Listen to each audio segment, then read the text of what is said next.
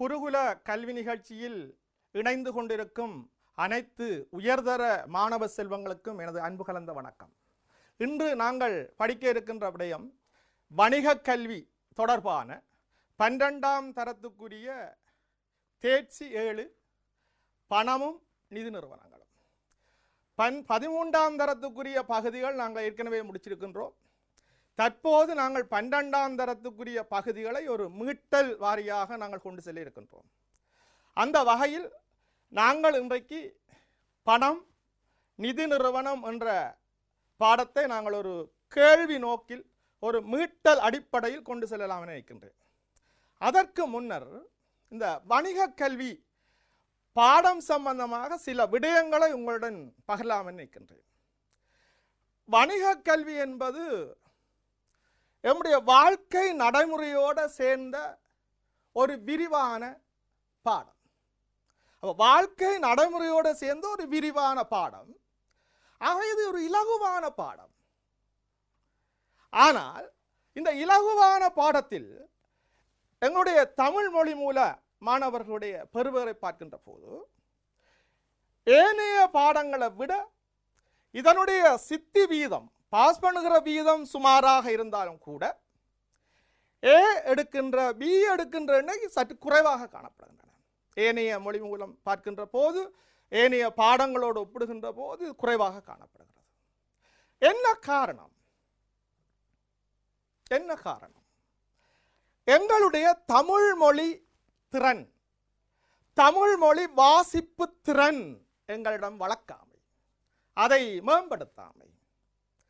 தமிழ் மொழி வாசிப்பு திறனை நாங்கள் மீண்டும் மீண்டும் வளர்ப்போமானால் இந்த பாடத்தில், இது எங்களோட வாழ்க்கையோட சேர்ந்த பாடம், ஒரு இலகுவான பாடம். ஆனால் இந்த கேட்கப்படுகின்ற கேள்விகளை இனங்காணுவது, அதை புரிந்து கொள்வது, அதனுடைய சரியான தமிழ் கருத்தை எடுத்துக்கொள்வது போன்ற வகையில் எங்களுக்கு நிறைய பிரச்சனை இருக்கு. வாசிப்பு, எங்களுடைய வாசிப்பு திறன் மீள மீள வாசிக்க வேணும். இது ஒரு நோட்ஸ் பாடம்.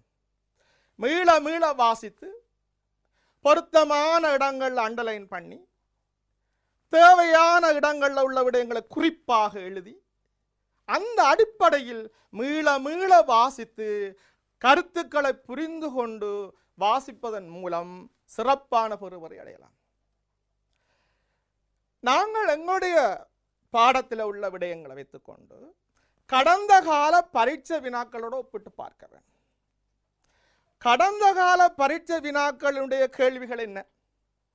கடந்த ஆண்டை விட இந்த ஆண்டு வந்த ஒவ்வொரு அலகுகளாக பிரித்து அந்தந்த அலகுகளில் என்னென்ன கேள்விகள் வந்திருக்கு, கடந்த ஆண்டில் என்ன கேள்வி வந்தது, இவ்வாண்டில் அதே மாதிரி என்ன கேள்வி வந்தது, அதுக்கும் இதுக்கும் என்ன வித்தியாசம், என்ன கருத்து வித்தியாசம், ஏன் அது விடை மாறி இருக்கு, ஆகவே அதனுடைய உட்கருத்து என்ன. ஆக இவ்வாறு ஆய்வு செய்து மீள மீள எழுதி குறிப்பெழுதி படிப்பதன் மூலம் நாங்கள் அதை இலகுவாக ஒரு உயர் சித்தி அடையக்கூடிய வாய்ப்பு இருக்கு. வாசிப்பு மீள மீள வாசிக்க வேணும், கேள்விகளை வாசிக்க வேணும், எழுதி பழக வேணும், மீள மீள அந்த சொற்பிரயோகங்களை பார்க்க வேணும். இதில் தமிழ் சொற்பிரயோகங்கள் எல்லாம் வித்தியாசமாக இருக்கலாம்.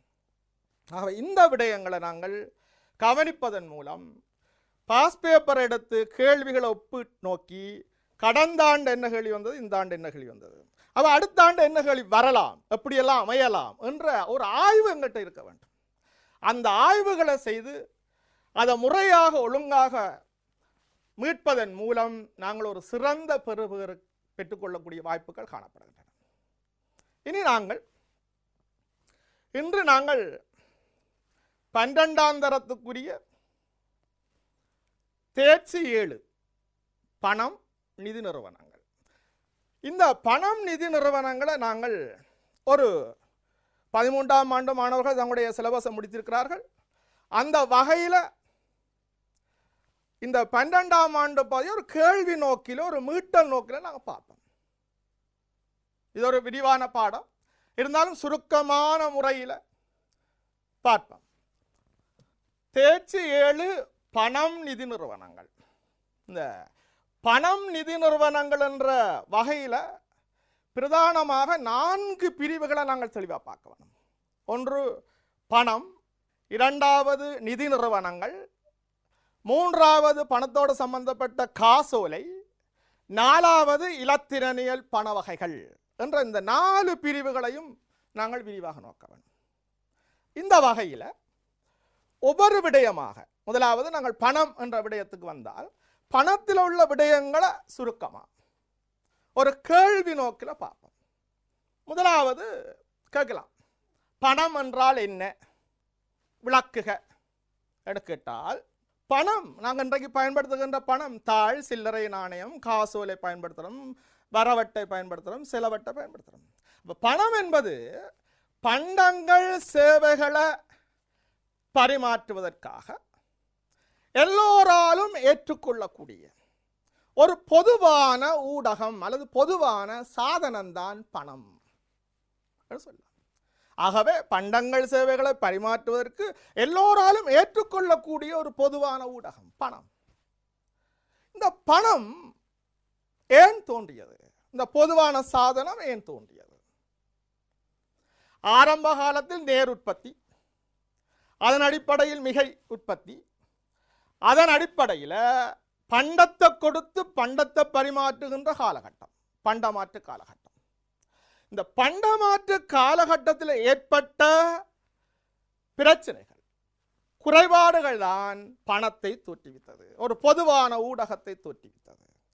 அப்ப இப்ப அடுத்த கேள்வி கேட்கலாம், பணம் தோன்றியதுக்கு காரணங்கள் என்ன கேட்டால், பொதுவா ஒரே வார்த்தை, பண்டமாற்று முறைமையில் உள்ள குறைபாடுகள் தான் பணப்பொருளாதாரத்துக்கு வழிவகுத்தது. ஆகவே பண்டமாற்று பொருளாதாரத்தில் காணப்படும் குறைபாடுகள் தான் என்ன, அது உங்களுக்கு தெரியும், அது சாதாரணமான விடயம். இருவருடைய இரட்டை தேவைகள் பொருந்தாமை, இரட்டை தேவைகள் பொருந்தாமை, இரட்டை தேவைகள் பொருந்தினாலும் அந்த பொருளை பெருமதியை சரியாக அளவிட முடியாமை, பெருமானத்தை அளவிட முடியாமை. அவ்வாறு பெருமானத்தை ஓரளவுக்கு அளவிட்டாலும் கூட அதை பிரிப்பதில் சிக்கல்கள், பிரித்து கொடுப்பதில் சிக்கல்கள், கொண்டு செல்வதில் சிரமங்கள், எதிர்காலத்துக்கு தேவைக்கு சேமித்து வைப்பதில் சிரமங்கள். இவ்வாறான பண்டமாற்றில் உள்ள குறைபாடுகள் தான் எங்களுக்கு பணத்தை தோற்றுவித்தது. ஆகவே நேர் உற்பத்தி, மிகை உற்பத்தி, பண்டமாற்று பொருளாதாரம், அதில் உள்ள குறைபாடுகள் தான் பணப்பொருளாதாரத்துக்கு வழிவகுத்தது. அடுத்தது, பணம் என்ன செய்யும்? பணத்தின் கருமம் என்ன? பணத்தின் தொழிற்பாடுகள் என்ன? இப்படி கேட்கலாம். இந்த பணம் தொழிற்பாடுகளை கூறி விளக்குக என்று சொன்னால், நாங்கள் இந்த 4 தொழிற்பாடுகளை கூறுறது மட்டுமில்லை, சின்ன சின்ன விளக்கங்களை குறிப்பிட வேணும். சும்மா சில பேர் பணத்தின் தொழிற்பாடுகளை விளக்கன்னா 4 தொழிற்பாடை சொல்லிட்டு வர்றது, இதல்ல, ஒரு அளவில் விளக்கம் கொடுக்க வேணும். இந்த வகையில் பணத்தின் தொழிற்பாடு அல்லது கருமம் என்ன செய்யும் என்று கேட்டால், இதை 2ஆக பிரிக்க போகிறோம். ஆரம்பத்திலிருந்து வழிவந்த தொழிற்பாடுகள், பிறகு அதன் அடிப்படையில் அடிப்படை தொழிற்பாடுகள், பிறகு அதில் இருந்து வழிவந்த அதனுடைய உருவாக்கப்பட்ட வழிவந்த தொழிற்பாடுகள். அப்போ 2ஆக பிரிக்கலாம். அடிப்படை தொழிற்பாடுகள், வழிவந்த தொழிற்பாடுகள், அல்லது முதன்மை தொழிற்பாடுகள், வழிவந்த தொழிற்பாடு. என்னது எங்களுக்கு தெரியும். ஒன்று பரிமாற்று ஊடகமாக, பண்டங்கள் சேவைகளை பரிமாற்றுவதற்கு ஒரு பரிமாற்று ஊடகமாக, இடையூடகமாக தொழிற்படுதல். 2வது பெருமானத்தை அளவிடுகின்ற கருவியாக தொழிற்படுதல். இது 2ம் அடிப்படை தொழிற்பாடு. இதுல இருந்து தோன்றிய மேலதிக தொழிற்பாடு என்ன? பெருமான திரட்டாக தொழிற்படுதல் அல்லது சேமிப்பு திரட்டாக தொழிற்படுதல். பிற்போடப்பட்ட கொடுப்பனவு ஊடகமாக, சாதனமாக தொழிற்படுதல். இதை நாங்கள் கொஞ்சம் பார்ப்போம், அதனுடைய விளக்கம். பரிமாற்று விளக்குகன்னு சொன்னா ஒரு வசனத்தில் ஒரு விளக்கம் கொடுத்து ஒரு சின்ன ஒரு உதாரணம் இருந்தால் கொடுத்துருவோம், விடைய முடிச்சு. பண்டங்கள் சேவைகளை பரிமாற்றுவதற்கு ஒரு இடையூடகமாக பயன்படுத்தப்படுகிற அந்த தொழிற்பாட்டை செய்கிறது. உதாரணமாக நாங்கள் ஒரு தொலைக்காட்சி ஒன்றை வாங்குகின்றோம், அதற்கு பரிமாற்றாக பணத்தை கொடுக்கின்றோம். அப்போ அதுக்கு பரிமாற்று ஊடகமாக தொழிற்படுகிறது. 2வது பண்டங்கள் சேவைகளுடைய பெறுமதியை அளவிடுகின்ற கருவி ஒன்றாக கருமமாற்றுதல். பொருட்கள் சேவைகளை வாங்கும் போது அதனுடைய பெருமானத்தை அளவிடுதல். விலைதான் பெருமானம். விலையை மதிப்பிடுதல், அதன் அடிப்படையில் செயற்படுதல். உதாரணமாக ஒரு பவுனின் விலை பெறுமதி 40,000 ரூபான்னு கூறுகின்றோம். இது பெருமானத்தை அளவிடுகின்ற ஒரு விடயம். ஆகவே ஒரு சின்ன ஒரு விளக்கம், ஒரு சின்ன ஒரு உதாரணம். வழிவந்த தொழிற்பாடுகளாக பெருமான திரட்டாக கருமமாற்றுதல். சேமிப்பு சாதனம், அதாவது பிற்கால தேவைக்காக கொஞ்சம் கொஞ்சமாக சேமிக்கிறோம், பிற்கால தேவைக்கு பயன்படுத்துகிறோம். ஆனால் பண்டமாற்று பாடத்தில் பண்டத்தை பிற்காலத்தில் சேமிக்க முடியுமா? அது அழிவடைந்து போயிடும், காலாவதியாகி போயிடும், பயன்படுத்த முடியாது. ஆனால் இதில் அழிவடைதலோ காலாவதியோ ஆகவில்லை. பொருட்களை சேமித்து வச்சு பல்வேறு முறையில் சேமிக்கலாம், சேமித்து வைத்து பிற்கால தேவைக்கு நாங்கள் பயன்படுத்தலாம். அடுத்தது பிற்போடப்பட்ட கொடுப்பனவு சாதனம். தற்போது நாங்கள் ஏற்படுத்தி கொண்ட ஒரு உடன்பாடு, பொருளைத்தாங்க சேவையத்தாங்க குறித்த ஒரு மாதத்தில் பணத்தை செலுத்துவேன் என்ற ஒரு உடன்பாடு, ஒப்பந்தம் ஒன்று செய்வதனூடாக பொருட்களை சேவைகளை தற்போது வாங்கினாலும் குறித்த ஒரு காலத்தில் பண கொடுப்பனவை செய்ய போகிறோம். அதான் பிற்போடப்பட்ட கொடுப்பனவு. அந்த முறையில் அந்த பணம் தொழிற்படுது. ஜனவரி மாதத்தில் 10,000 ரூபாய்க்கு கொள்வனவு செய்யப்பட்ட பொருட்களுக்கு மார்ச் மாதத்தில் பணத்தை கொடுப்பதற்கான உடன்பாடு. அதன் அடிப்படையில் மார்ச் மாதத்தில் பணத்தை செலுத்துகின்றோம். இது ஒரு பிற்போடப்பட்ட கொடுப்பனவு. ஆகவே பணத்தின் தொழிற்பாடு 4, அதை விளக்குக 2 அடிப்படை தொழிற்பாடு, 2 வழிவந்த தொழிற்பாடு. அடுத்தது ஒரு சிறந்த பணம். நாங்கள் இப்போ நிறைய பணம், அதாவது தாள், சில்லறை நாணயம், காசோலை, வரவு அட்டை, செலவட்டை நடைமுறையில் பயன்படுத்தி கொண்டிருக்கிறோம். அவ இந்த பணம் அப்போ உதாரணம் எங்களுக்கு சரியான நிறைய பயன்படுத்தி கொண்டிருக்கின்ற பணம், எல்லோராலும் பொதுவாக பயன்படுத்தி கொண்டிருக்கிற பணம் தாள், சில்லறை நாணயங்கள். அப்போ இந்த தாள், சில்லறை நாணயங்களை வச்சு கொண்டு பார்க்கலாம், அதுதான் நல்ல பணம். அப்போ நல்ல பணம், ஒரு சிறப்பான பணத்துக்கு என்ன இருக்க வேணும்? நாங்கள் இதில் சிம்பிளாக ஞாபகப்படுத்த வேணும். என்ன இருக்க வேணும்? நாங்கள் கொடுத்தா எல்லாரும் ஏற்றுக்கொள்ளக்கூடிய ஒரு பண்பு இருக்க வேணும், ஏற்றுக்கொள்ளுகின்ற தன்மை இருக்க வேணும். அது ஏற்றுக்கொள்ளக்கூடிய தன்மை. அடுத்த பாருங்க, காலாகாலத்துக்கு எங்களோட பணத்தை வச்சிருக்கிறோம். தாழ் நாணயம், சில்லறை நாணயத்தை பாதுகாப்பாக பயன்படுத்தி கொண்டே இருக்கிறோம், பாதுகாப்பாக இருக்கு. அவ நீண்ட காலத்துக்கு பயன்படுத்தக்கூடியதாக இருக்க வேணும். எங்களுடைய பணத்தை பாருங்க, இதே மாதிரி போலி பணம் அடிக்காதவாறு எங்களோட பண அமைப்பு அமைய வேணும். போலி பணத்தை உருவாக்காத மாதிரி அந்த பணம் அமைய வேணும். அப்போ எங்களோட பணத்தில் பாருங்க நிறைய குறியீடுகள், நிறைய சின்னங்கள் இதெல்லாம் போடப்பட்டிருக்கு. அது போலி பணத்தை உருவாக்குறது ரொம்ப கஷ்டம். ஆகவே போலிகளை உருவாக்குவது கடினமாக இருக்க வேணும். அதை விட பணத்தை பார்த்த உடனே இது 1000 ரூபா நோட், இது 500 ரூபா நோட், இது 2000 ரூபா நோட் என்று இனம் காணக்கூடியதாக இருக்க வேணும். சில பேர் சும்மாவே பார்த்து சொல்வார்கள், ஆனால் சில வேளையில் சில நிறங்கள் வேறுபாடாக தெரியும். ஆகவே இலகுவா போலிகளை உருவாக்குவது கடினமாக இருத்தல், இலகுவாக இனங்காணக்கூடியதாக இருத்தல், ஓரணத்தன்மை கொண்டதாக. அதை விட இலகுவாக கொண்டு செல்வதற்கு ஏற்ற வகையில் இருக்கணும். எங்களோட பர்ஸுக்குள்ள வைக்கக்கூடிய மாதிரி இலகுவாக கொண்டு செல்லக்கூடிய மாதிரி இருக்க வேணும். இதை விட பணம், ஒரு நல்ல பணத்தின் பண்பு சின்ன சின்ன அலகுகளாக 1000 ரூபா எடுத்து அது 100 பிரிக்கக்கூடிய மாதிரி, சில்லறையாக பிரிக்கக்கூடிய மாதிரி சிறு சிறு அலகுகளாக பிரிக்கக்கூடிய தன்மை காணப்படும். ஆகவே எல்லோராலும் ஏற்றுக்கொள்ளக்கூடிய தன்மை, நீண்ட காலத்துக்கு பயன்படுத்தக்கூடிய தன்மை, போலிகளை உருவாக்க முடியாதவாறு காணப்பட வேண்டும், இலகுவாக கொண்டு செல்லக்கூடியதாக இருக்க வேண்டும், நீண்ட காலத்துக்கு பயன்படுத்தக்கூடியதாக இருக்க வேண்டும், சிறு சிறு அலகுகளாக பிரிக்கக்கூடியதாக இருக்க வேண்டும். இது ஒரு நல்ல பணத்தின் பண்புகள். பணத்தின் வகைகள், பணத்தின் வகைகளை பலவிதமாக சொல்லலாம். நாங்கள் ஆரம்ப காலத்தில் பயன்படுத்திய பணம் பண்டப்பணம். அருமையான சில பொருட்கள் பணமாக ஒரு பொதுவாக ஏற்றுக்கொள்ளக்கூடிய சாதனமாக பயன்படுத்தினோம். அருமையான சில பொருட்கள், சிப்பி, யானை தந்தம், முத்து, உப்பு, புகையிலை போன்ற பண்டங்களை அருமையாக ஒரு இடையூடகமாக நாங்கள் பயன்படுத்தினோம். அது பண்டப்பணம். அதிலேயே காலம் கடந்து சில அருமையான உலோகங்கள் பயன்படுத்தணும். தங்கம், வெள்ளி, செம்பு போன்ற பொருட்கள் பயன்படுத்தணும். இது பண்டப்பணம், உலோகப்பணம். ஆனால் உலோகப்பணம் அதான் இந்த அடிப்பு. அது இப்போ நடைமுறையில் நாங்கள் பயன்படுத்தப்படுற பண வகைகள் 4. ஒன்று சட்டப்பணம், வங்கிப்பணம், அண்மிய பணம், இலத்திரனியல் பணம். 4 வகையான பண வகைகள் தான் நடைமுறையில் நாங்கள் தற்போது பயன்படுத்தி கொண்டிருக்கிறோம். முதலாவது பார்ப்போம் சட்டப்பணம். கரன்சி, நாணயம் என்றும் சொல்லலாம். அந்த நாட்டு கரன்சி, நாணயம். சட்டப்பணம் என்பது அந்த நாட்டின் அதிகாரம் பெற்ற அந்த நிறுவனத்தினால் சட்டப்படி வெளியிடப்படுகின்ற நாணயம். இலங்கையை பொறுத்தவரையில் திரசேரியினால் அங்கீகரிக்கப்பட்டு வெளியீடு செய்து புழக்கத்துக்கு விடப்படுகின்ற பணம். அப்போ எது எங்கட சட்டப்பணம்?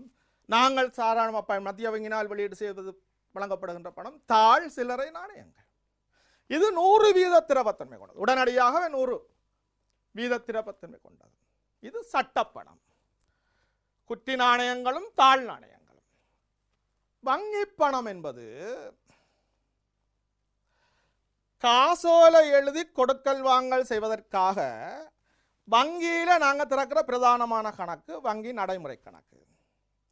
அவை காசோலை எழுதி கொடுக்கல் வாங்கல் செய்யலாம். அப்போ காசோலை எழுதி உடனடியாக பணத்தை மீட்கலாம். அவை வங்கி நடைமுறை கணக்கில் உள்ள அந்த மீதிதான் வங்கி பணம். வேற வங்கி சேமிப்பு கணக்கிலேயோ நிலையான வப்பிலோ இல்லை பணம் அல்ல. வங்கி நடைமுறை கணக்கில் உள்ள அந்த மீதி தொகை தான் நாங்கள் வங்கி பணம்னு சொல்றோம். இது அந்த சட்டப்பணத்தை போல 100% இல்லாட்டையும் உடனடியாக மாற்றக்கூடிய தன்மை காணப்படுது, திரவத்தன்மை இருக்கு. ஆனால் இது வணிக வங்கியில் காணப்படுகின்ற நடைமுறை வைப்பில் உள்ள மீதி. அடுத்தது அண்மிய பணம், கிட்டிய பணம், நியமனி. அதாவது சட்டப்பணம், வங்கிப்பணம் தவிர்ந்த அடுத்தபடியாக திரவத்தன்மையோட ஒரு குறுங்காலத்தில் மாற்றக்கூடிய பணம். சட்டப்பணத்தை போன்று 100% திரவத்தன்மை கொண்டிராத போதும் பெறுமதிக்கேற்ப பெருமான திரட்டாக கரும மாற்றக்கூடிய, இலகுவாக பரிமாற்றக்கூடிய ஒரு பணம். அதாவது ஏற்றுக்கொள்ளப்படும் சந்தர்ப்பத்தில் உடனடியாக வணிக வங்கிகளில் உள்ள சேமிப்பு வைப்பு எடுத்து பயன்படுத்தலாம். சேமிப்பு கொடுத்து பணத்தை எடுக்கலாம், அல்லது வரவட்டை மூலம் பணத்தை எடுக்கலாம். திரைசேரி உண்டியல், நிலையான வைப்புகள், வணிக பத்திரங்கள். ஆகவே அண்மிய பணம் பிரதானமா வங்கிகளில் உள்ள நிலையான வைப்பு, சேமிப்பு வைப்பு, திரைசேரி உண்டியல், கம்பெனிகளினால் வெளியிடப்படுகின்ற வணிக பத்திரம் போன்றவை இதில் பயன்படுத்தலாம். அண்மிய பணம். அடுத்தது பிரதானமாக இலத்திரனியல் பணம். இந்த இலத்திரனியல் பணத்தை பற்றி நாங்கள் பின்னர் கொஞ்சம் விரிவாக பார்க்க இருக்கிறோம். இருந்தாலும் இதில் இலத்திரனியல் பணம் என்பது கணினி வலைப்பின்னல் தொடர்பு மூலம் பணப்பரிமாற்றம் நிகழுகின்ற ஒரு பணம். கணினி வலைப்பின்னல், இணைய வலைப்பின்னல் தொடர்பு மூலம் பணக்கொடுக்கல் வாங்கல் நிகழுகின்ற ஒரு பணம். இது உள்நாட்டிலும் சரி சர்வதேச நாட்டிலும் சரி பரிமாற்றக்கூடிய ஒரு தன்மை காணக்கூடிய பணம். உதாரணமாக நாங்கள் தற்போது பயன்படுத்தி கொண்டிருக்கின்ற இலத்திரனியல் பண வகைகள் 3 குறிப்பிடலாம் பிரதானமாக. ஒன்று வரவட்டை, டெபிட் கார்டு, கிரெடிட் கார்டு, கடன் அட்டை. அடுத்தது முற்கொடுப்பன அட்டை, ப்ரீபெய்ட் கார்டு போன்ற அட்டைகளை நாங்கள் இலத்திரனியல் பணம் என்ற வகைகளை போடலாம். அவ பணத்தின் வகைகள் சட்டப்பணம், வங்கிப்பணம், அண்மிய பணம், இலத்திரனியல் பணம். இந்த வகையை நாங்கள் பார்த்திருக்கிறோம். இந்த இலத்திரனியல் பண வகையை, இந்த வரவட்டை கொடுக்கல் வாங்கல, கடன் அட்டை கொடுக்கல் வாங்கல்களை, முற்கொடுப்பனவட்டை கொடுக்கல் வாங்கல்களை இலகுபடுத்துவதற்கும் வினைத்திறனாக செயற்படுத்துவதற்கும் சில நடைமுறைகள் உருவாக்கப்பட்டிருக்கு வங்கிகளில். பாருங்க, இந்த அட்டைகள் மூலம் கொடுப்பனவுகள் மேற்கொள்வதை இலகுபடுத்துவதற்கு, அப்ப சுருக்கமாக சொல்லலாம், இலத்திரனியல் பண கொடுக்கல் வாங்கலை வினைத்திறனாக்குவதற்கு, இலகுவாக்குவதற்கு வங்கிகளில் மேற்கொள்ளப்பட்ட புதிய திட்டங்களவை, புதிய நடைமுறைகளவை கேட்கலாம். ஒன்று பாருங்க, நீங்க பார்த்திருப்போம், வங்கியில உருவாக்கப்பட்டிருக்கிற தன்னியக்க மெஷின், தன்னியக்க டெலை யந்திரம். அதுல பல்வேறு சேவைகளை எடுக்கலாம், அது பிறகு நாங்க பார்ப்போம். பணத்தை வைப்பு செய்யறதுக்காக தன்னியக்க யந்திரம், தன்னியக்க வைப்பு யந்திரம். காசோலைகளை கொண்டு போய் கவுண்டர்ல போட தேவையில்லை, காசோலைகளை போடுவதற்கு ஒரு மெஷின் இருக்கு, காசோலை வைப்பு யந்திரம். இதை விட இந்த கிரெடிட் கார்டுக்கான கொடுப்பனவுகளை பரிமாறிக்கொள்வதற்காக விற்பனை நிலையங்களில் இலத்திரனி நிதி மாற்றலுக்கு வகை செய்யும் வலையமைப்பு ஒன்று உருவாக்கப்பட்டிருக்கு. நீங்கள் கிரெடிட் கார்டு மூலம் பண கொடுக்க வாங்கல் செய்கின்ற போது அந்த கார்டை வச்சு அதனுடைய பண கொடுப்பனை வாங்க உறுதிப்படுத்துகின்ற ஒரு மெஷின். அப்போ அதுக்கிடையிலான ஒரு வலையமைப்பு. அடுத்தது தொலைபேசி மூலம் வங்கி சார்ந்த சேவைகளை பெறலாம், அது இந்த கிரெடிட் கார்டு, டெபிட் கார்டு. இணைய வங்கி சேவை, தொலைக்காட்சி வங்கி சேவை போன்ற சேவைகள் எல்லாம் இது ஒரு மேம்படுத்த, அதாவது இலத்திரனியல் பண வகை கொடுக்கல் வாங்கல மேலும் மேம்படுத்துவதற்காக, விஸ்தரிப்பு செய்வதற்காக, வினைத்திறனாக்குவதற்காக இந்த வங்கிகளினால் மேற்கொள்ளப்படுகின்ற சில நடைமுறைகள் அல்லது வசதிகள். தன்னியக்க டெலை யந்திரம், தன்னியக்க வைப்பு யந்திரம், காசோலை வைப்பு யந்திரம், விற்பனை நிலையங்களின் இலத்திரனி நிதி மாற்றலுக்கு வகை செய்யும் வலையமைப்பு, தொலைபேசி வங்கி சேவை, வலையமைப்பு அல்லது இணைய வங்கி சேவை, தொலைக்காட்சி வங்கி சேவை. இவ்வளவும் பணம் என்ற விடயத்தில் நாங்கள் பார்த்தோம். நாங்கள் அடுத்ததாக பணம் படித்து முடித்து விட்டோம். ஆகவே நிதி நிறுவனங்கள் என்ற ஒரு வகையை நாங்கள் பார்க்க போகிறோம். நிதி நிறுவனங்கள் என்பது இலங்கையினுடைய நிதி சந்தை. இந்த நிதி சந்தையில் கொடுக்கல் வாங்கல்கள் ஈடுபடுகின்ற அனைத்து நிறுவனங்களும் நிதி நிறுவனங்கள். இந்த நிதி சந்தையை பற்றி நாங்கள் 13ஆம் தரத்தில் படிக்க இருக்கிறோம், படிச்சிருப்பீங்க. ஆகவே அந்த நிதி சந்தையில் கொடுக்கல் வாங்கலில் ஈடுபடுகின்ற அனைத்து வங்கிகளும் வங்கி அல்லாத நிறுவனங்கள் தான் நிதி சந்தை. அந்த நிதி சந்தையில் செயற்படுகின்ற நிறுவனங்கள் நிதி நிறுவனங்கள். உங்களுக்கு தெரியும், நிதி சந்தையை கட்டுப்படுத்தி வழி நடத்தி அதை கொண்டு நடத்துகின்ற ஒரு பிரபலியமான அமைப்பு மத்திய வங்கி. பிரதான வங்கிகளின் வங்கியாக, அரசின் வங்கியாக, நிதிச்சந்தையின் ஒரு தலையாய நிறுவனமாக செயற்படுகின்ற ஒரு வங்கி தான் மத்திய வங்கி. ஆக இந்த மத்திய வங்கியின் நிதி நிறுவனங்களை நாங்கள் பல்வேறு வகைப்படுத்தி பார்க்கலாம். ஆனால் எங்களுக்கு இப்ப தேவை, மத்திய வங்கியின் அறிக்கையின் படி நிதி நிறுவனங்களை, நிதி சந்தையில் செயற்படுகின்ற நிறுவனங்களை எத்தனை வகைப்படுத்தலாம், அந்த வகைகள் என்ன, அந்த வகைகளை உள்ளடக்கப்படுகின்ற நிறுவனங்கள் எவை என்றதை பார்க்க வேண்டும். நிதி நிறுவனங்கள் என்பது மத்திய வங்கியின் அறிக்கையின்படி, இலங்கை மத்திய வங்கியினுடைய அறிக்கையின்படி 4ஆக நாங்கள் பிரிக்கலாம். ஒன்று வங்கித்துறை சார்ந்த நிதி நிறுவனம், வங்கித்துறை சார்ந்த நிறுவனங்கள், வைப்புக்களை ஏற்கும் நிதி நிறுவனங்கள், விசேட நிதி நிறுவனங்கள், ஒப்பந்த சேமிப்பு நிறுவனங்கள். 4 வகையாக பிரிக்கலாம். அது வேற வேற வகையில் வகைப்படுத்தலாம். மத்திய வங்கியின் அறிக்கையின்படி 4 வகைப்படுத்தலாம். இதன்படி பார்ப்போம். வங்கித்துறை சார்ந்த நிறுவனங்கள் சொல்லுகின்ற போது பிரதானமான 3 வங்கிகள் வரும். ஒன்று இலங்கை மத்திய வங்கி, மத்திய வங்கியின் அனுமதி பெற்ற, அங்கீகாரம் பெற்ற, உத்தரவு பெற்ற வணிக வங்கிகள், அதே மாதிரி மத்திய வங்கியினுடைய உத்தரவு பெற்ற விசேட வங்கிகள். இந்த நாங்கள் 3ஆக பிரிக்கிறோம். வங்கித்துறை சார்ந்தது. வைப்புக்களை ஏற்கிற நிறுவனங்களும் காணப்படுகின்றன. வங்கிகள் மட்டும் வைப்புக்களை ஏற்காது, வைப்புக்களை ஏற்கின்ற தொழிற்பாட்டம் மட்டும் நிற்காது. ஏனைய சில நிறுவனங்களும் வைப்புக்களை ஏற்கும்.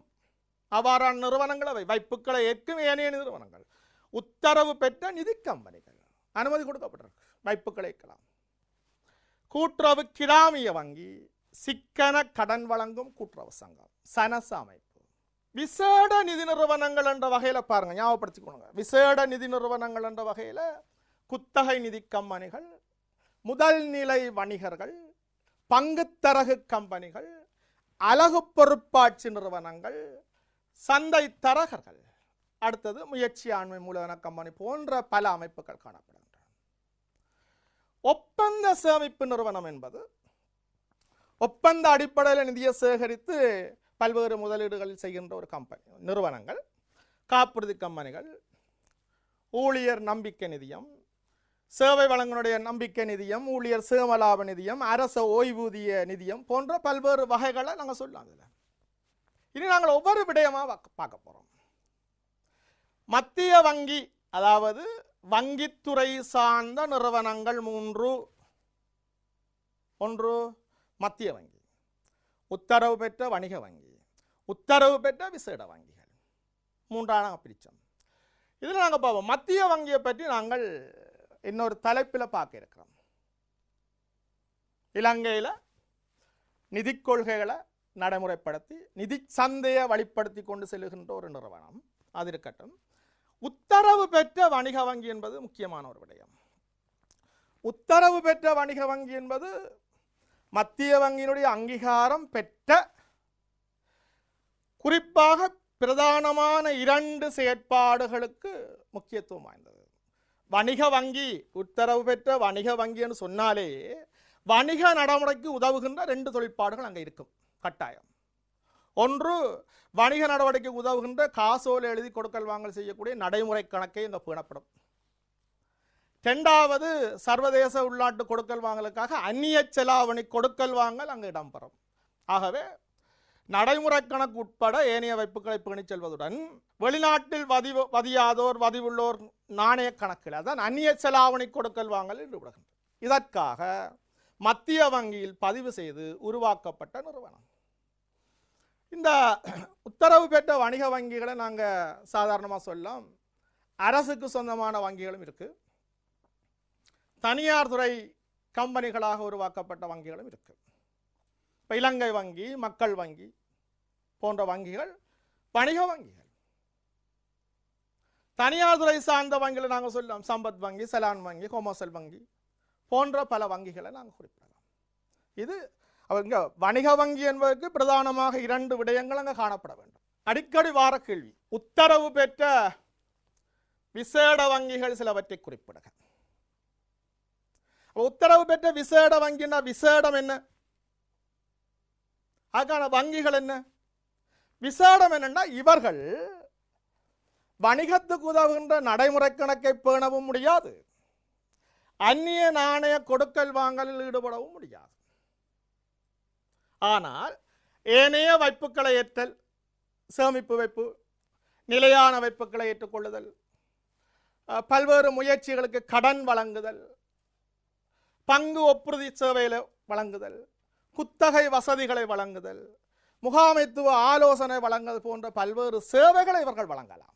ஆனால் நடைமுறை கணக்கை பேணவோ அந்நிய நாணய கொடுக்கல் வாங்கல்ல ஈடுபடவோ முடியாது.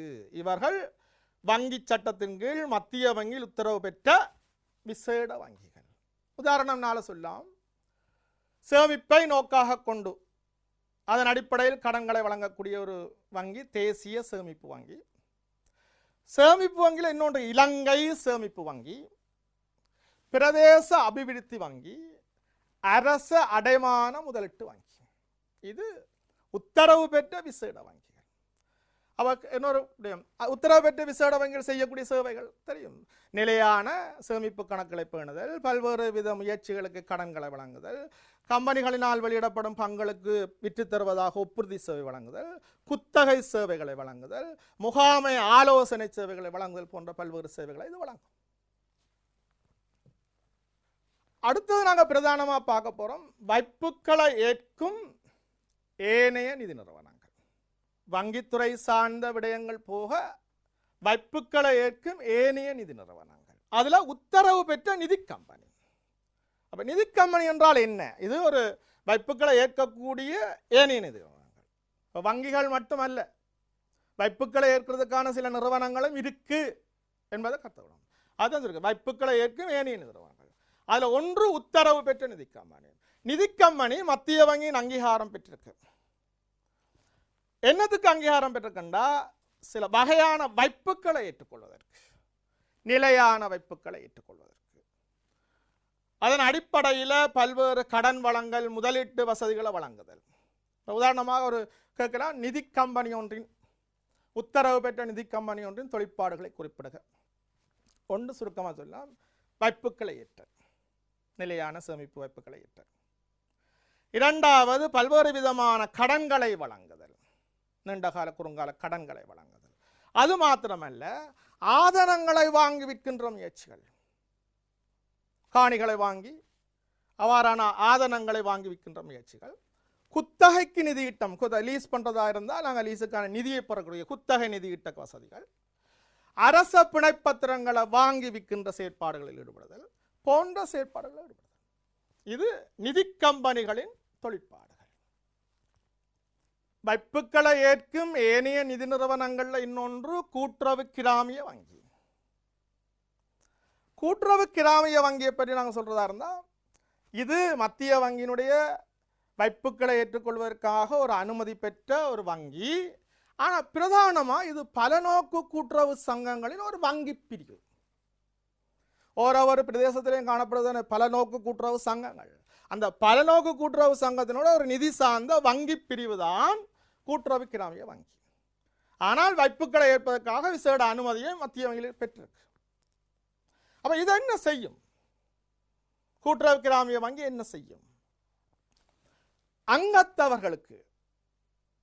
அங்கத்தவரிடமிருந்து வைப்புக்களை ஏற்றுக்கொள்ளும். அங்கத்தவர் அல்லாதவரிடமிருந்தும் வைப்புக்களை ஏற்கலாம். ஆனால் அங்கத்தவர்களுக்கு பல்வேறு முயற்சிகளுக்காக கடன்களை கொடுப்பார். அது மாத்திரமல்ல, அங்கத்தவர்களின் விவசாய உற்பத்தி, கைத்தொழில் உற்பத்திக்கு சந்தைப்படுத்தலுக்கான கடன் வசதிகளை கொடுக்கும். தன்னுடைய அங்கத்தவர் விவசாய உற்பத்தி செய்கிறார், கைத்தொழில் உற்பத்தி செய்கிறார், இந்த இதை சந்தைப்படுத்துறதுக்கான கடன் சேவைகளை வழங்குகிறார். இதை விட இந்த கூட்டுறவு கிராமிய வங்கி என்பது கிராமிய ரீதியில் ஒரு கிராமிய வாழ்க்கை, கூட்டுறவு வாழ்க்கை முறைமையை சீராக்குகின்ற, வழிப்படுத்துகின்ற ஒரு வங்கியாக இது செயற்படுது. கூட்டுறவு கிராமிய வங்கி. வைப்புக்களை ஏற்கும் ஏனைய நிதி நிறுவனங்களில் இன்னொன்று சிக்கன கடன் வழங்கும் கூட்டுறவு சங்கம். இதுவும் ஒரு கூட்டுறவு சட்டத்தின் கீழே தான் உருவாக்கப்பட்டிருக்கு. மத்திய வங்கியில் வைப்புக்களை ஏற்பதற்கான அனுமதி பெற்றிருக்கு. கூட்டுறவு சங்க சட்டத்தின் கீழே உருவாக்கப்பட்டு கூட்டுறவு அபிவிருத்தி ஆணையாளரின் அனுமதியும் பெற்றிருக்கு, அனுமதியும் பெறப்பட்டிருக்கு. இவருடைய பிரதான நோக்கம் என்ன? தன்னுடைய அங்கத்தவர்களின் சேமிப்பை ஊக்குவித்தல். அதன் அடிப்படையில் அங்கத்தவர்களுக்கு பல்வேறு விதமான கடன் வசதிகளை வழங்குதல். அது மாத்திரமல்ல, இந்த அங்கத்தவர்களின் உற்பத்திகளை சந்தைப்படுத்துவதற்கான பல்வேறு மத்திய நிலையங்களை உருவாக்கி நடத்துதல், சந்தைப்படுத்துவதற்கான நிறுவனங்களை உருவாக்குறார். இந்த அங்கத்தவர்களுக்கு தேவையான தங்களுடைய விவசாய, மீன்பிடி, கைத்தொழிலுக்கு தேவையான உபகரணங்களை மலிவு விற்பனையில் வாங்கி கொடுக்கிறார்.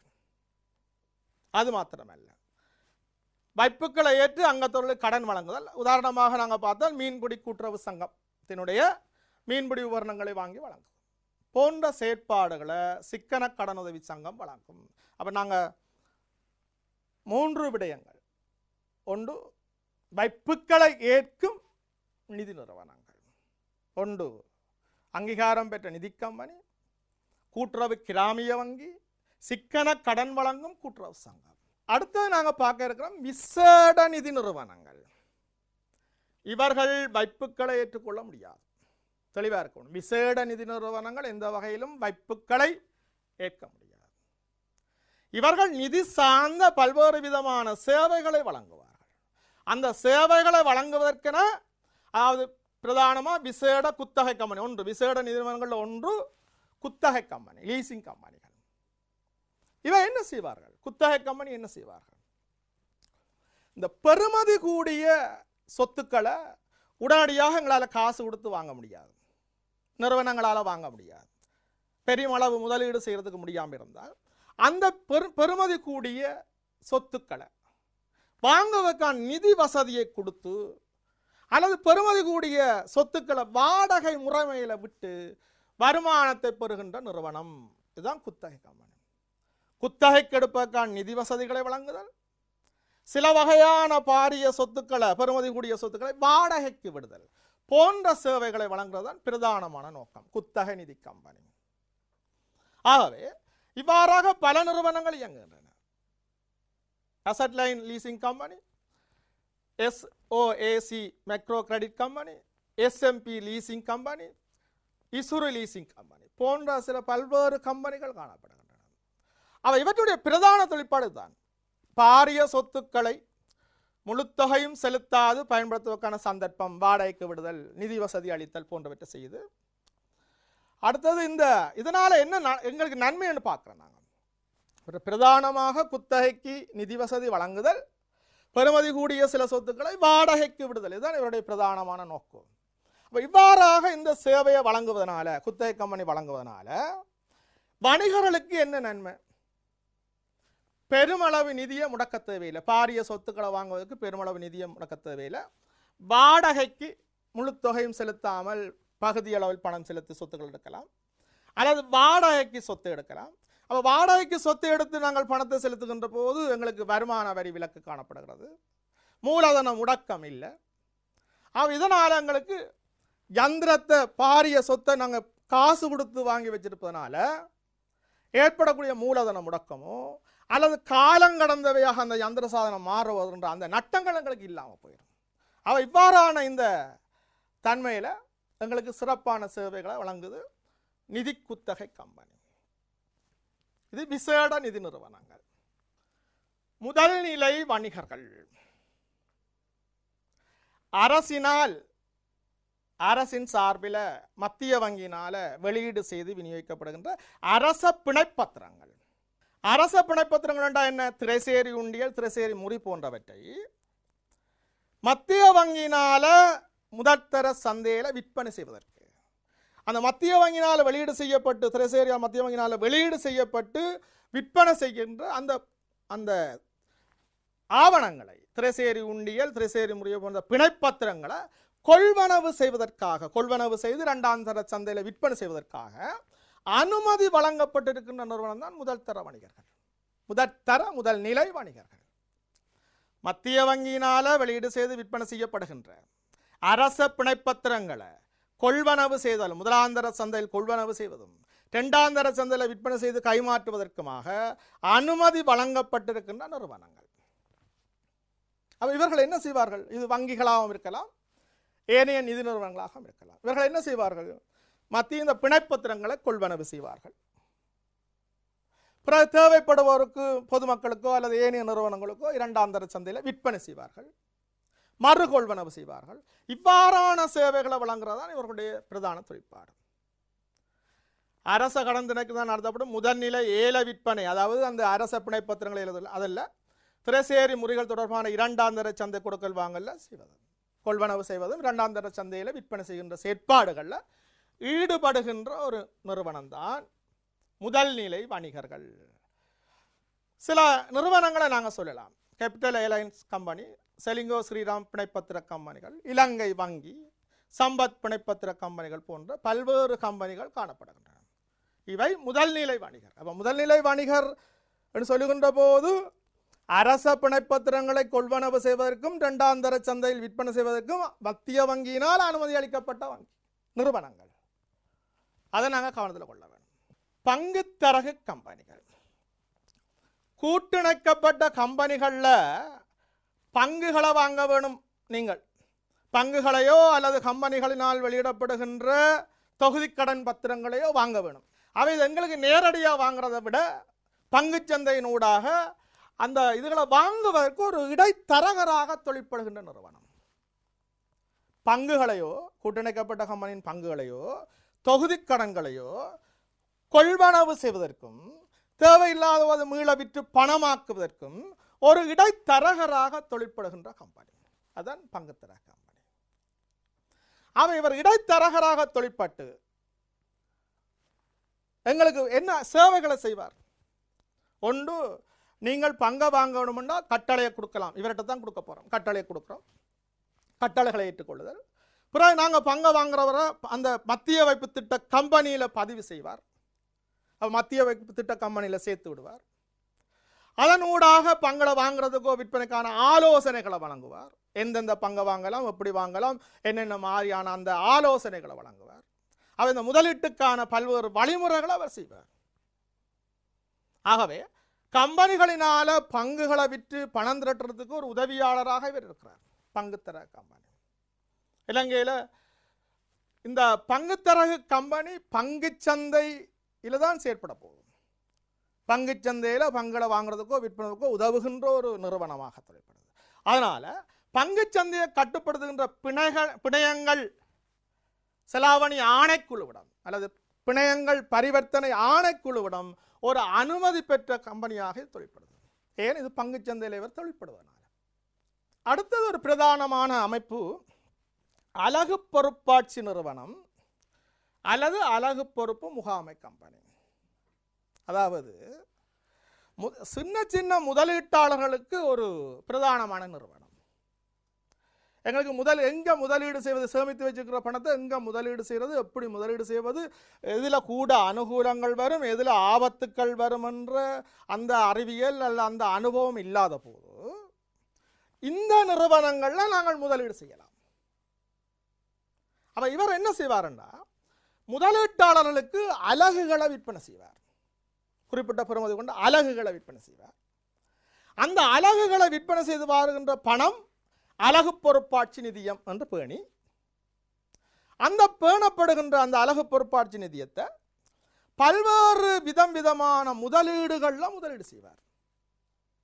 பல்வேறு தொகுதி முதலீடுகளில் லாபகரமான பல்வேறு ஒரு முதலீட்டில் செய்ய மாட்டார், பல்வேறு விதமான முதலீடுகளில் செய்து அதனால் வர வருவாயை இந்த அலகு உடைமையாளர் அங்கே அலகுகளை வாங்கியவர்களுக்கு பிரித்து கொடுப்பார்.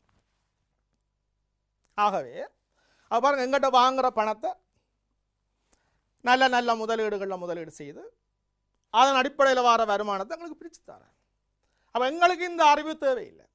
முதலீடு சம்பந்தம் அவர் நல்லா, அதாவது இங்கே 3 பிரிவுகள் இடம்பெறும். அலகு பொறுப்பாளர், நிதிக்கு பொறுப்பாக இருப்பவர், அதை நல்ல முறையில் பார்த்து நல்ல முதலீடுகளில் முகாமை செய்து வழி நடத்துறது அலகு முகாமை, அதாவது நிதி முகாமைத்துவ கம்பெனி அந்த செயற்பாட்டை செய்து. இங்கே அலகுகளை வாங்கினவர்கள் நாங்கள் அலகுடைமையாளர்கள்.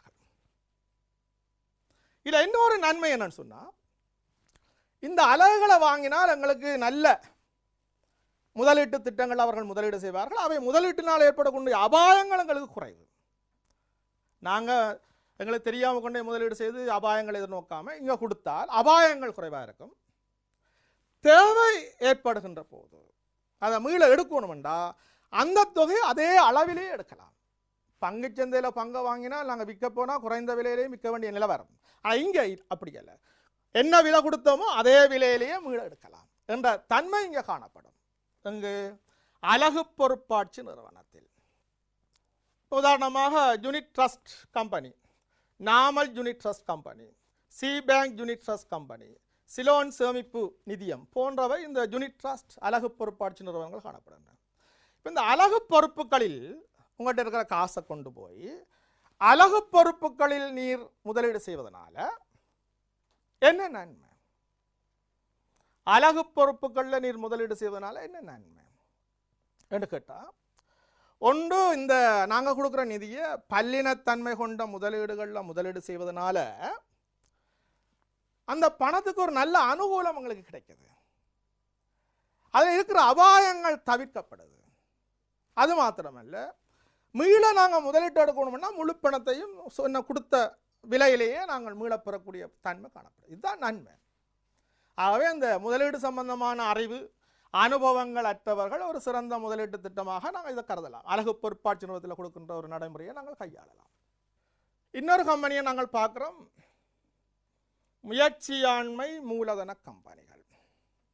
அதாவது புதிய முயற்சிகள் ஆரம்பிக்க விரும்புவர்கள் மூலதனம் எப்படி எடுக்கிறது, மூலதன பற்றாக்குறை, மூலதனம் எடுப்பதில் பல சிரமங்கள் காணப்படுவார்கள். அல்லது ஏற்கனவே இருக்கின்ற நிறுவனங்களை விஸ்தரிக்க விருப்பம் கொண்டவர்கள், அல்லது இன்னொரு வணிகத்தை வாங்க விருப்பம் கொண்டவர்கள் எல்லாம் நிதி பிரச்சனை எதிர்நோக்குகின்ற போது இந்த கம்பெனியை நிதியை வாங்கலாம்.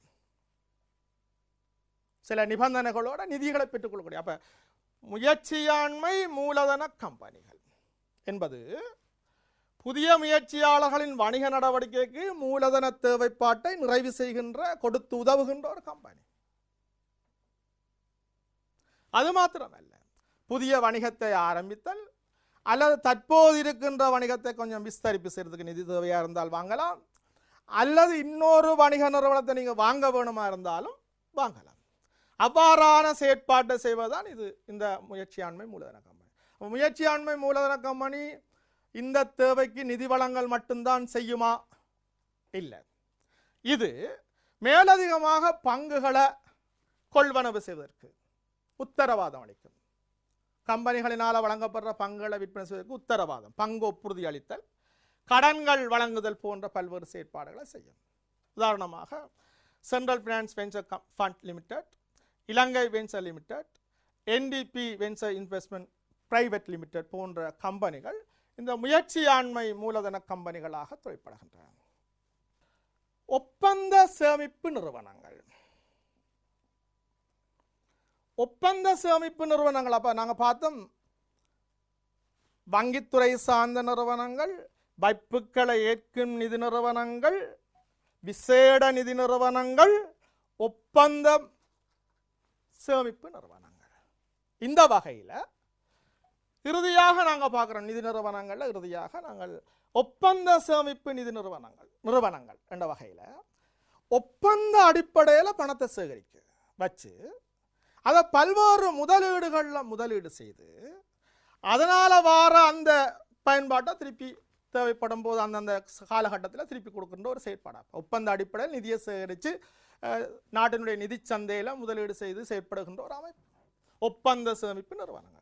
பிரதானமாக காப்புறுதி கம்பெனி பல்வேறு இடர்களுக்காக மாதா மாதம் வருடா வருடம் அங்கத்துவ கட்டணங்களை காப்புறுதி கட்டணங்களை சேகரித்து அதை பல்வேறு கடன் சேவைகளையோ அல்லது பல்வேறு முதலீடுகளையோ முதலீடு செய்து அதன் அடிப்படையில் அதனுடைய செயற்பாட்டை செய்கின்ற நிறுவனம் தான் ஒன்று காப்புறுதி கம்பெனி, ஒரு ஒப்பந்த சேமிப்பு நிறுவனம். இலங்கையில் உள்ள காப்புறுதி கம்பெனிகள் எல்லாமே ஒப்பந்த சேமிப்பு நிறுவனங்கள். வரையறுக்கப்பட்ட இலங்கை காப்புறுதி கூட்டுத்தாபனம், வரையறுக்கப்பட்ட செலிங்கோ காப்புறுதி கம்பெனி, வரையறுக்கப்பட்ட ஜனசக்தி காப்புறுதி கம்பெனி போன்றவை இந்த ஒப்பந்த சேமிப்பு நிறுவனங்களில் காப்புறுதி கம்பெனிகள் என்ற வகையில் வரும். இதை விட ஒப்பந்த சேமிப்பு நிறுவனங்களாக பொதுவாகவே நாங்கள் பார்க்கலாம். நாங்கள் ஏற்கனவே எங்களுக்கு தெரிஞ்ச விடயம் ஊழியர் சேமலாப நிதியம், ஊழியர் நம்பிக்கை நிதியம், அரச ஓய்வூதிய நிதியம், அரச நம்பிக்கை நிதியம் போன்ற பல்வேறு நிறுவனங்களுடைய அந்த கட்டமைப்பில் வர நிதியங்கள் எல்லாம் இந்த நிதியத்துக்குள்ள வரும். நம்பிக்கை நிதியம் மற்றும் ஓய்வூதிய நிதியம் அரச முகாந்திரத்தை தனியார் முகாந்திரத்தை உள்ளடக்கிய வகையில் ஏற்படுகின்றது ஓய்வூதிய நிதியம், நம்பிக்கை நிதியம். அது மாத்திரமல்ல, அரச முகாமைத்துவத்தில் இயங்குகின்ற சேவை வழங்குநர்களுக்கான நம்பிக்கை நிதியம், அரச ஊழியர்களுக்கான நம்பிக்கை நிதியம், ஊழியர் நம்பிக்கை நிதியம், தனியார் முகாமைத்துவ நிதியங்கள் போன்றவற்றை நாங்கள் சொல்லலாம். இந்த வகையில் அப்போ நாங்கள் இப்போ நிதி நிறுவனங்களை 4ஆக பிரித்து பார்த்தோம். ஒன்று வங்கித்துறை சார்ந்த நிறுவனங்கள், வைப்புக்களை ஏற்கும் நிதி நிறுவனங்கள், விசேட நிதி நிறுவனங்கள், ஒப்பந்த சேமிப்பு நிறுவனங்கள். இந்த வகையில் நாங்கள் பார்த்தோம். அப்போ இதில் இனி நாங்கள் பிரதானமாக பார்க்க போகிற ஒரு விடயம் மத்திய வங்கி. இந்த மத்திய வங்கியை பற்றிய சில விடயங்கள் நாங்கள் கொஞ்சம் விரிவாக பார்க்க வேண்டும்.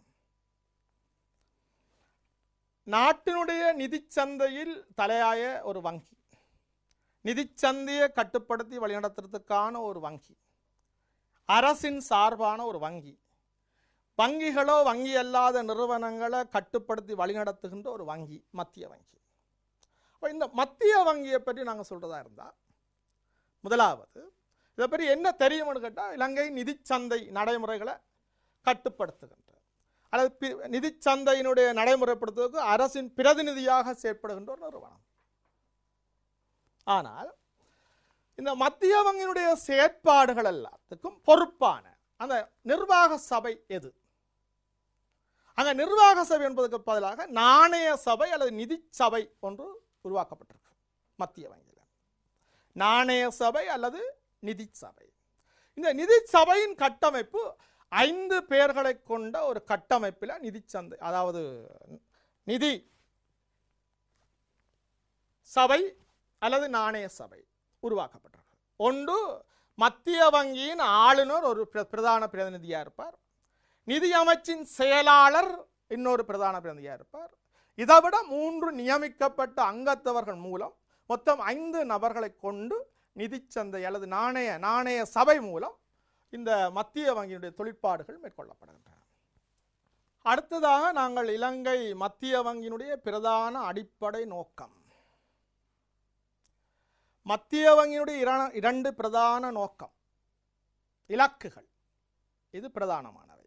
அடிக்கடி கேட்கப்படுகின்ற கேள்விகள், 2 இலக்குகளை குறிப்பிடுக அல்லது 2 இலக்குகளை குறிப்பிட்டு விளக்குக என்ற ஒரு விடயம் வருவது வழமை. இப்போ நாங்கள் ஒன்று பொருளாதார உறுதி மற்றும் விலைமட்டங்களின் உறுதியை பேணுதல், 2வது நிதி முறைமையின் உறுதித்தன்மையை பேணுதல்.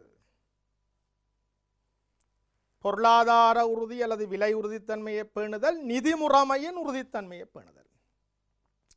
அப்படின்னா என்ன என்ற ஒரு விளக்கத்துக்கு நாங்கள் வருவோம். அடிப்படை பிரதானமான நோக்கங்கள் அல்லது இலக்குகள். பொருளாதார உறுதிப்பாடு என்பது உள்நாட்டின் பணப்பெறுமதியை ஒரு நிலையாக பேணுதல். பணப்பெறுமதியை நிலையாக பேணுவதன் ஊடாகத்தான் விலை மட்ட உறுதிப்பாடு பேணப்படும். அப்ப விலைமட்ட உறுதிப்பாடு பேணப்பட வேண்டுமா இருந்தால் என்ன செய்ய வேணும்? பணவீக்க பணச்சுருக்கம் அற்ற நிலைமையில் பொருளாதார செயற்பாடு இருக்க வேண்டும். பணவீக்க நிலைமையோ பணச்சுருக்க நிலைமையோ இல்லாத ஒரு நிலைமை தான் விலை உறுதிப்பாடு. இதன் மூலம் இவ்வாறான இந்த பணவீக்க பணச்சுருக்க நிலைமைகள் இல்லாத ஒரு பொருளாதார உறுதிப்பாடு காணப்படுகின்ற போது என்ன நடக்கும்? பொருளாதார அபிவிருத்தி ஏற்பட்டு வேலை வாய்ப்பு பெருகக்கூடிய ஒரு நிலை உருவாக்கப்படும். பொருளாதார அபிவிருத்தி ஏற்பட்டு வேலை வாய்ப்பு ஏற்படக்கூடிய ஒரு நிலை உருவாக்கப்படும். 2வது நிதி முறைமையின் உறுதியை பேணுதல். அதாவது நிதி முறைமை, அதாவது பொருளாதாரத்தில் ஈடுகொடுக்கக்கூடிய ஆற்றல், அதாவது உள்நாட்டு வெளிநாட்டு நிதி அச்சுறுத்தல்கள் இருந்தால் அந்த அச்சுறுத்தல்களை இனங்கண்டு அதை இழிவுபடுத்தல். நிதி சார்ந்த அச்சுறுத்தல்கள் அதை இழிவுபடுத்துவதன் மூலம் நிதி முறையில் பாதுகாப்பினை ஏற்படுத்தி உறுதித்தன்மையை ஏற்படுத்துதல், அச்சுறுத்தல்களை இனங்கண்டு அவற்றை இழிவுபடுத்தல். இதன் மூலம் என்ன நடக்கும்? இவ்வாறான உறுதிப்பாட்டை ஏற்படுத்துவதன் மூலம் இலங்கையில் உள்ள முதலீட்டாளர்கள் பண வைப்பாளர்களுக்கு ஒரு பாதுகாப்பாகவும் ஒரு பலமாகவும் ஒரு நிதி உறுதித்தன்மை நிலையை ஏற்படுத்தும். ஆகவே மத்திய வங்கியினுடைய கட்டமைப்பு ஒரு நாணய சபை மூலம் செயற்படுத்தப்படுகிறது. மத்திய வங்கியினுடைய நோக்கம் நிதி சந்தையில் அதனுடைய செயற்பாட்டுக்காக 2 குறிக்கோள்களை கொண்டு காணப்படுகிறது.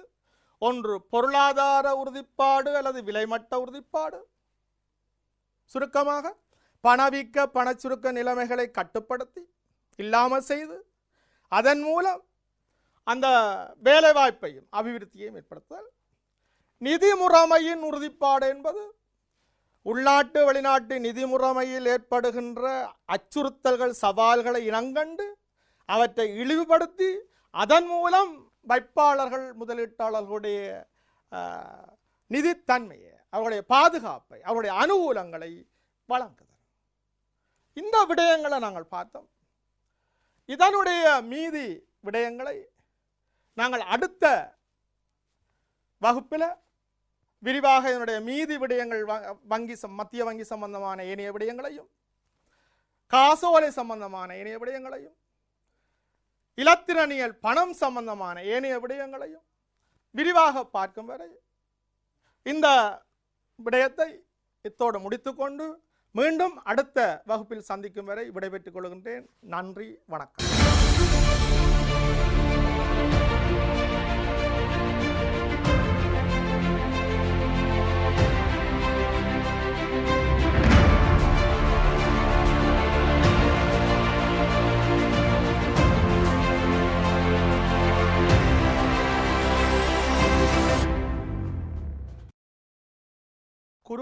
கல்வி நிகழ்ச்சியில் இணைந்து கொண்டிருக்கும் அனைத்து உயர்தர மாணவ செல்வங்களுக்கும் எனது அன்பார்ந்த வணக்கம்.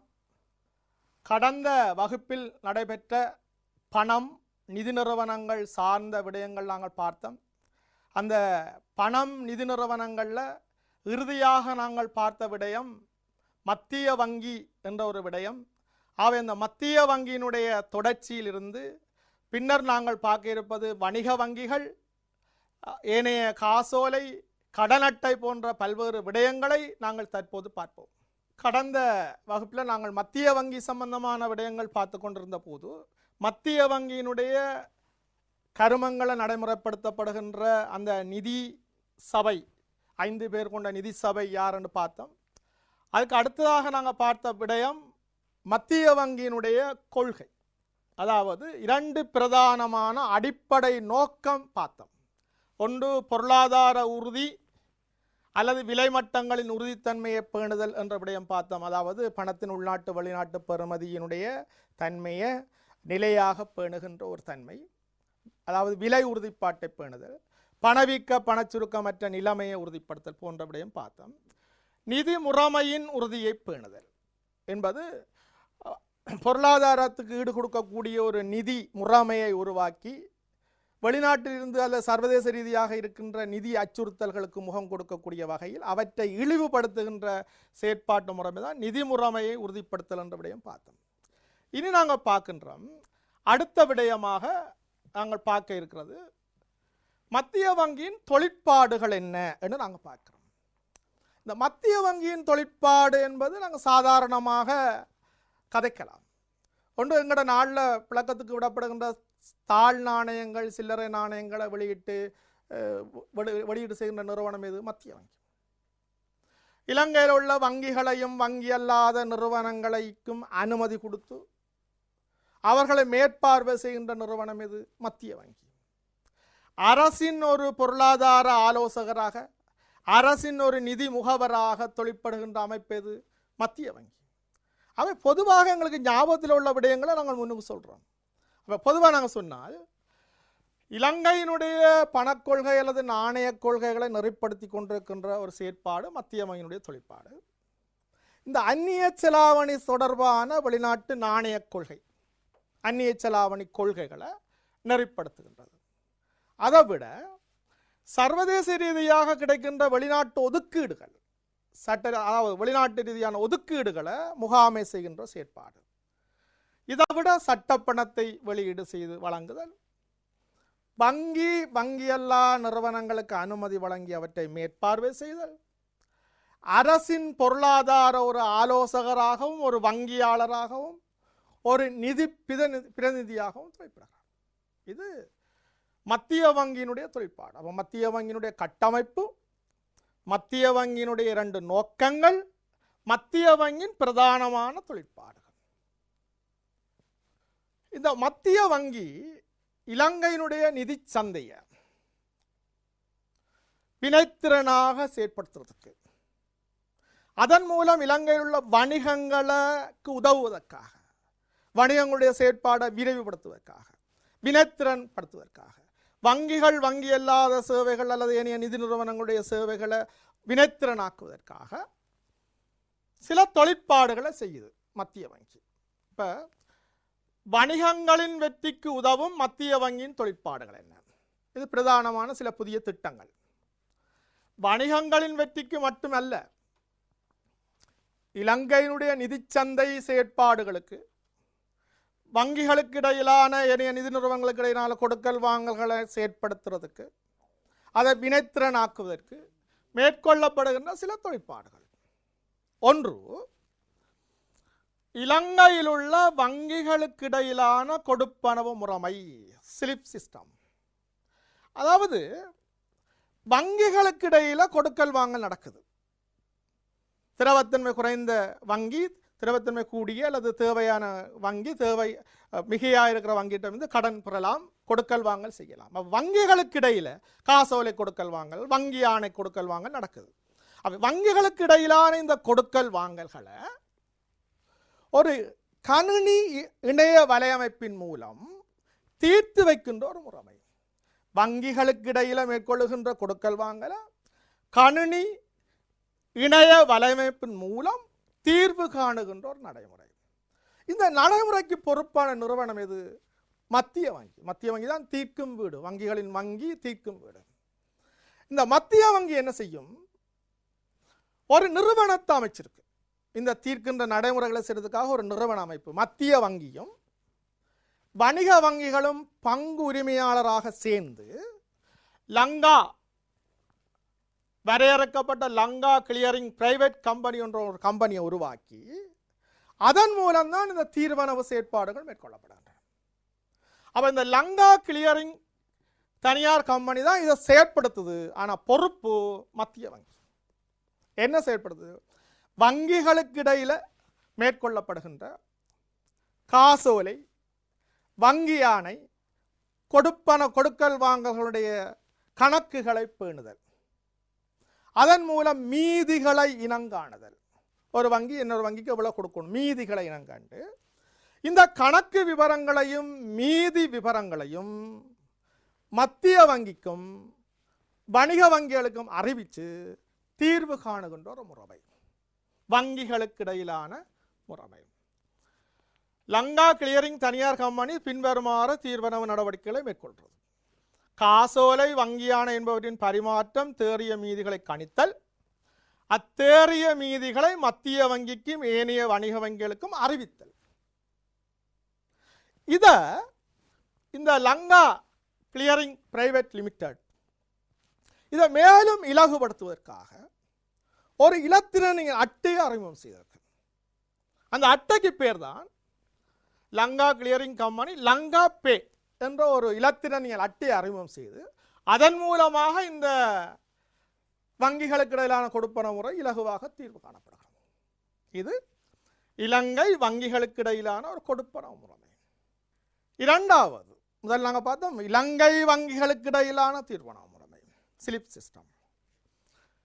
சர்வதேச வங்கிகள், உலகளாவிய ரீதியில் இருக்கின்ற சர்வதேச ரீதியாக இருக்கின்ற வங்கிகளுக்கு இடையில நிதி தொடர்பான தகவல்களை பரிமாற்றுகின்ற தகவல் தொடர்பாடல் இலத்திரனியல் வலையமைப்பு சொல்றோம். சர்வதேச வங்கிகளுக்கு இடையில நிதி தொடர்பாடல் இலத்திரனியல் வலையமைப்பு. அவை சர்வதேச நிறுவனங்களுக்கு இடையில பரிமாற்றப்படுகின்ற இந்த கொடுக்கல் வாங்கல இலகுவாக ஒரு இலத்திரனியல் வலையமைப்பின் மூலம் தீர்வு காணுகின்ற ஒரு பரிமாற்றம்.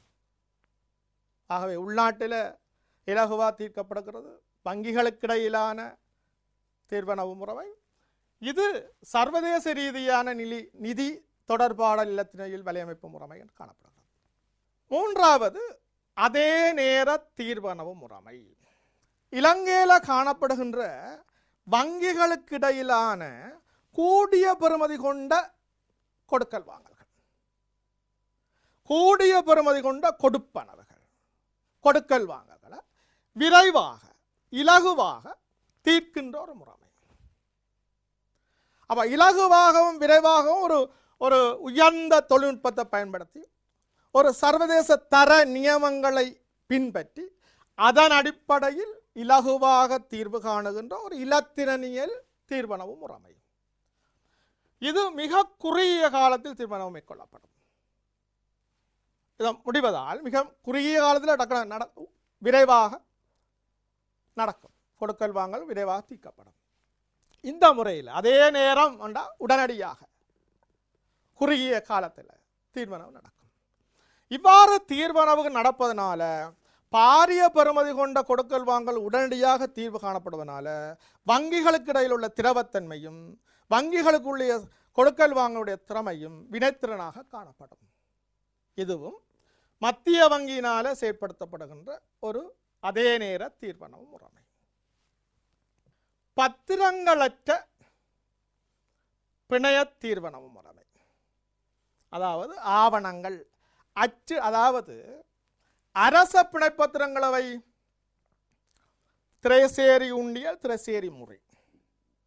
இந்த அரச பிணைப்பத்திரங்களை பத்திரங்களாக அச்சிடப்பட்ட பத்திரங்களாக கைமாற்றாமல், அதாவது முதலாம் தர சந்தை, இரண்டாம் தர சந்தை அல்லது கைமாற்றுகின்ற போது இதை அச்சிடப்பட்ட பத்திரங்களாக கைமாற்றாமல் இந்த அச்சிடப்பட்ட பத்திரங்களை மத்திய வைப்பு திட்ட நிறுவனத்தில் ஒப்படைத்து இது ஒரு இலத்திரனியல் முறை மூலம் இலகுவான முறையில் இலத்திரனியல் முறை மூலம் இந்த கொடுக்கல் வாங்கலை செய்கின்ற ஒரு முறைமை. பத்திரங்கள் இல்லாமல் இலத்திரனியல் முறை மூலம் இந்த ஆவணங்களை கைமாற்றுகின்ற ஒரு முறைமை. இந்த முறைமையை நாங்கள் சொல்கிறோம் லங்கா செக்யூ என்ற ஒரு பேரில் அழைக்கிறோம். இந்த அச்சிடப்பட்ட பத்திரங்களை வச்சு நாங்கள் கைமாற்றுவதனால் எங்களுக்கு என்ன பிரச்சனை? ஒன்று வச்சிருப்பதனால் அது பழுதடையலாம், அழிவடையலாம், அல்லது பாதுகாப்பு இல்லாமல் களவு போகலாம். இவ்வாறான பல பிரச்சனைகளிலிருந்து இது தவிர்க்கப்படுது. பத்திரங்கள் இல்லாமலே கொடுக்கல் வாங்கல் செய்யலாம், இலகுவாக செய்யலாம், விரைவாக செய்யலாம். அந்த நடைமுறை காணப்படுது. ஆகவே அச்சிடப்பட்ட பிணைப்பத்திரங்களை தம்வசம் வைத்திருக்கும் போது அல்லது விற்பனை செய்யும் போது ஏற்க வேண்டிய ஏற்படுகின்ற இடர்கள் இதன் மூலம் இல்லாமல் போகும். இப்போ என்ன ஆவணத்துக்கு இது பயன்படுத்தப்படுதுன்னு கேட்டால், அரச பிணைப்பத்திரங்கள் கொள்வனவு செய்வதற்கு, விற்பனை செய்வதற்கு அச்சிடப்பட்ட பத்திரங்கள் இன்றி இணைய இலகுவான இலத்திரனியல் வலையமைப்பின் மூலம் தீர்வு காணப்படுகிறது. இதுக்கு முதல் நாங்கள் பார்த்த அதே நேர தீர்வனவு முறைமையும் இப்ப பார்க்கின்ற பத்திரங்களற்ற தீர்வனவு முறைமையும் சேர்ந்து ஒரு முறைமை உருவாக்கப்பட்டிருக்கு. அதுக்கு பெயர் லங்கா செட்டில் என்ற ஒரு முறைமை. ஆகவே அதே நேர தீர்வனவு முறைமையும் பத்திரங்களற்ற பிணையங்கள் தீர்வனவு முறைமையும் ஒன்று சேர்க்கப்பட்டு ஒரு இலத்திரனியல் முறைமை உருவாக்கப்பட்டிருக்கு, லங்கா செட்டில் என்ற விடயத்தை ஞாபகம். ஆகவே மத்திய வங்கியினால இந்த வங்கிகள் அல்லது வணிகங்களினுடைய விருத்திக்காக மேற்கொள்ளப்பட்ட திட்டங்கள், வங்கிகளுக்கு இடையிலான தீர்வனவு முறைமை, கொடுப்பனவு தீர்வனவு முறைமை, சர்வதேச தர தொடர்பாடல் வலையமைப்பு முறைமை, அதே நேர தீர்வனவு முறைமை, பிணையங்களற்ற அல்லது பத்திரங்களற்ற அல்லது தீர்வனவு முறைமை போன்ற முறைமைகளை நாங்கள் பார்த்தோம். ஆகவே மத்திய வங்கியினுடைய கட்டமைப்பு, மத்திய வங்கியினுடைய இலக்குகள் அல்லது நோக்கங்கள், மத்திய வங்கியினுடைய தொழிற்பாடுகள், மத்திய வங்கி மேற்கொள்கின்ற மேலதிகமான சில செயற்பாடுகள், வணிகத்தை விருத்தி செய்வதற்காக வங்கிகளினுடைய வினைத்திறனை மேம்படுத்துவதற்காக மேற்கொள்ளப்படுகின்ற சில முறைமைகள். இனி நாங்கள் வருவோம் வணிக வங்கிகள். வணிக வங்கிகள் என்று சொன்ன உடனேயே எங்களுக்கு ஞாபகம் வர வேணும் அனுமதி பெற்ற வணிக வங்கிகள். பிரதானமாக இவர்களுக்கு 2 அடிப்படை நடைமுறைகள் இருக்கு. வணிகத்துக்கு உதவுகின்ற வங்கி நடைமுறை கணக்கை பேணுவதும், அந்நிய நாணய கொடுக்கல் வாங்கல் ஈடுபடுவதற்குமான ஒரு வங்கி தான் வணிக வங்கி. அப்போ வணிக வங்கின்றதுக்கு இதுதான் அடிப்படை. வேறு பல சேவைகளை வழங்கினாலும் காசோலை கொடுக்கல் வாங்கல் செய்வதற்கான நடைமுறை கணக்கை பேணுதலும், அந்நிய நாணய கொடுக்கல் வாங்கலை பேணுவதற்குமான ஒரு வங்கி வணிக வங்கி. இந்த வணிக வங்கி பிரதானமான 2 இலக்குகளை கொண்டிருக்கு. ஒன்று திரவத்தன்மையை பேணுதல், லாபத்தன்மையை பேணுதல். வைப்புக்களாக ஏற்றுக்கொண்டிருந்த பணம் முழுவதையும் அப்படியே வச்சு கொண்டிருந்தால் திரவத்தன்மை தான் இருக்கும். ஆனால் அப்படியே வச்சு கொண்டிருக்காமல் லாபத்தை பெறக்கூடிய, வருவாயை பெறக்கூடிய, அனுகூலங்களை பெறக்கூடிய துறைகளிலும் ஈடுபடுத்தி, ஆகவே அனுகூலங்கள் வருவாய்களும் வர வேண்டும், வைப்பாளர் கேட்கின்ற நேரம் பணம் கொடுக்கிறதுக்கு செய்யக்கூடிய வகையும் இருக்க வேண்டும், திரவத்தன்மை இருக்க வேண்டும். ஆகவே திரவத்தன்மையையும் பாதுகாக்க வேண்டும், லாபத்தன்மையும் பாதுகாக்க வேண்டும். இது 2 நோக்கங்களை அடிப்படையாக கொண்டு அதன் அடிப்படையில் செயற்படுகின்ற போது இதனுடைய பிரதான 2 தொழிற்பாடு என்ன கேட்கலாம். என்ன தொழிற்பாடு? பிரதானமான 2 தொழிற்பாடு. ஒன்று வெவ்வேறு விதமான வைப்புக்களை ஏற்றுக்கொள்ளுதல், வெவ்வேறு விதமான வைப்புக்களை ஏற்றுக்கொள்ளுதல், பல்வேறு விதமான கடன்களை வழங்குதல். அதை நாங்கள் சுருக்கமாக சொல்கிறோம். வைப்புக்கள் தொடர்பான சேவைகள், கடன்கள் தொடர்பான சேவைகள். இந்த வைப்புக்கள் தொடர்பான சேவைகள் பொதுவாக வணிக வங்கியில் பேணக்கூடிய கணக்குகள் என்ன? ஒன்று நடைமுறை கணக்கு, காசோல் எழுதி கொடுக்கல் வாங்க செய்வதற்கான நடைமுறை கணக்கு. இரண்டாவது சேமிப்பு கணக்கு. மூன்றாவது நிலையான வைப்பு கணக்கு. ஆகவே இந்த வைப்புக்களை பேணுகின்ற ஒரு நடைமுறையை கொண்டது. இனி நாங்கள் பார்ப்போம், இந்த வைப்புக்களை பற்றிய சில விடயங்களை பார்ப்போம். நடைமுறை கணக்கு எங்களுக்கு தெரியும், காசோலை எழுதி கொடுக்கல் வாங்கல் மேற்கொள்வதற்காக மேற்கொள்ளப்படுகின்ற ஒரு கணக்கு. ஆகவே இந்த கணக்கிற்கு வட்டி வழங்கப்பட மாட்டாது. பல்வேறு சேவைகளை வாடிக்கையாளருக்கு வழங்குவதனால வங்கி இதுக்கு வட்டி கொடுக்காது. மாறாக நாங்கள் தான் வங்கிக்கு ஒரு கட்டணம் செலுத்த வேணும். எங்களோட சேவையை செய்வதனால வங்கிக்கு ஒரு கட்டணம் கொடுக்க வேணும். காசோலை புத்தகத்தை தருவதனால நாங்கள் காசோலை புத்தகத்துக்கு ஒரு கட்டணம் கொடுக்க வேணும். அதே நேரம் இந்த நடைமுறை கணக்கு எப்படி தொழிற்படலாம்? காசோலை கொடுக்கல் வாங்கல் மூலம் தொழிற்படுத்தலாம். இன்றைக்கு நடைமுறையில் இருக்கின்ற நாங்கள் வரவட்டையை பயன்படுத்தியும் நாங்கள் அதை டெலர் அட்டையை பயன்படுத்தி நாங்கள் செயல்படுத்தலாம். காசோலை எழுதி கொடுக்கல் வாங்கல் செய்வதும் பயன்படுத்தலாம், அல்லது பல டெலர் அட்டையை நாங்கள் பயன்படுத்தலாம். இதை விட இந்த நடைமுறை கணக்கை பேணுவதனால ஒரு வணிகருக்கு அல்லது வாடிக்கையாளருக்கு என்ன நன்மை? இது பல்வேறு இடங்களில் பார்த்துருக்கிறோம். இது பல்வேறு அடிப்படைகளில் வந்திருக்கு. ஒன்று, நடைமுறை கணக்கை பேணுகின்ற வாடிக்கையாளர் பாதுகாப்பான முறையில் காசோலை மூலம் கொடுப்பனவு செய்யலாம். இரண்டாவது, கிடைக்கின்ற காசோலைகளை வைப்பு செய்து கணக்கில் வைப்பு செய்து இலகுவாக பணமாக மாற்றலாம். அதை விட இந்த வாடிக்கையாளர் சார்பாக ஒரு முகவராக இந்த நடைமுறை கணக்கு இருக்கு. வாடிக்கையாளருக்கு வர வேண்டிய பல்வேறு விதமான வருமானங்களை வங்கி வசூலித்து கொடுக்குது, கடன்பட்டவரிடம் இந்த பணத்தை வசூலித்து கொடுக்குது. நிலையான கட்டளைப்படி வங்கிக்கு சொன்னால் இந்த நடைமுறை கணக்கின் மூலம் வாடிக்கையாளர் சார்ந்த பல்வேறு கொடுப்பனவுகளை கொடுக்குது. தண்ணி கட்டணம் அல்லது தொலைபேசி கட்டணம், காப்புறுதி கட்டணம் போன்ற பல்வேறு கொடுப்பனவுகளை இந்த நடைமுறை கணக்கின் மூலமே நிலையான கட்டளை கொடுப்பன மூலம் செய்யலாம். இது மாத்திரமல்ல, எங்களோட நடைமுறை கணக்கில் இருக்கிற தொகையை விட மேலதிகமாக ஒரு தொகையை எடுக்கக்கூடிய வசதி எங்களுக்கு வழங்கப்படுது. அந்த வசதி தான் வங்கி மேலதிக பற்று. அப்போ இவ்வாறான வசதிகளை வழங்குவது மாத்திரமல்ல, இந்த கணக்கு தொடர்பான விவரங்களை எடுத்து கூறி ஒவ்வொரு மாத இறுதியிலும் எங்களுக்கு ஒரு பத்திரம் அனுப்பப்படுது, வங்கி கூற்று கணக்கு விவரங்களை எடுத்து கூறி. இவ்வாறான நன்மைகள் எங்களுக்கு கிடைக்குது இந்த நடைமுறை கணக்கை பேணுவதனால். நடைமுறை கணக்குக்கு வட்டி இல்லை. நிலையான வைப்பண்டா என்ன? இதனுடைய தன்மைகள் என்ன? குறித்தொரு தொகையை குறித்தொரு காலம் சொல்லி குறித்தொரு வட்டி வீதத்துக்கு திறக்கின்ற ஒரு கணக்கு.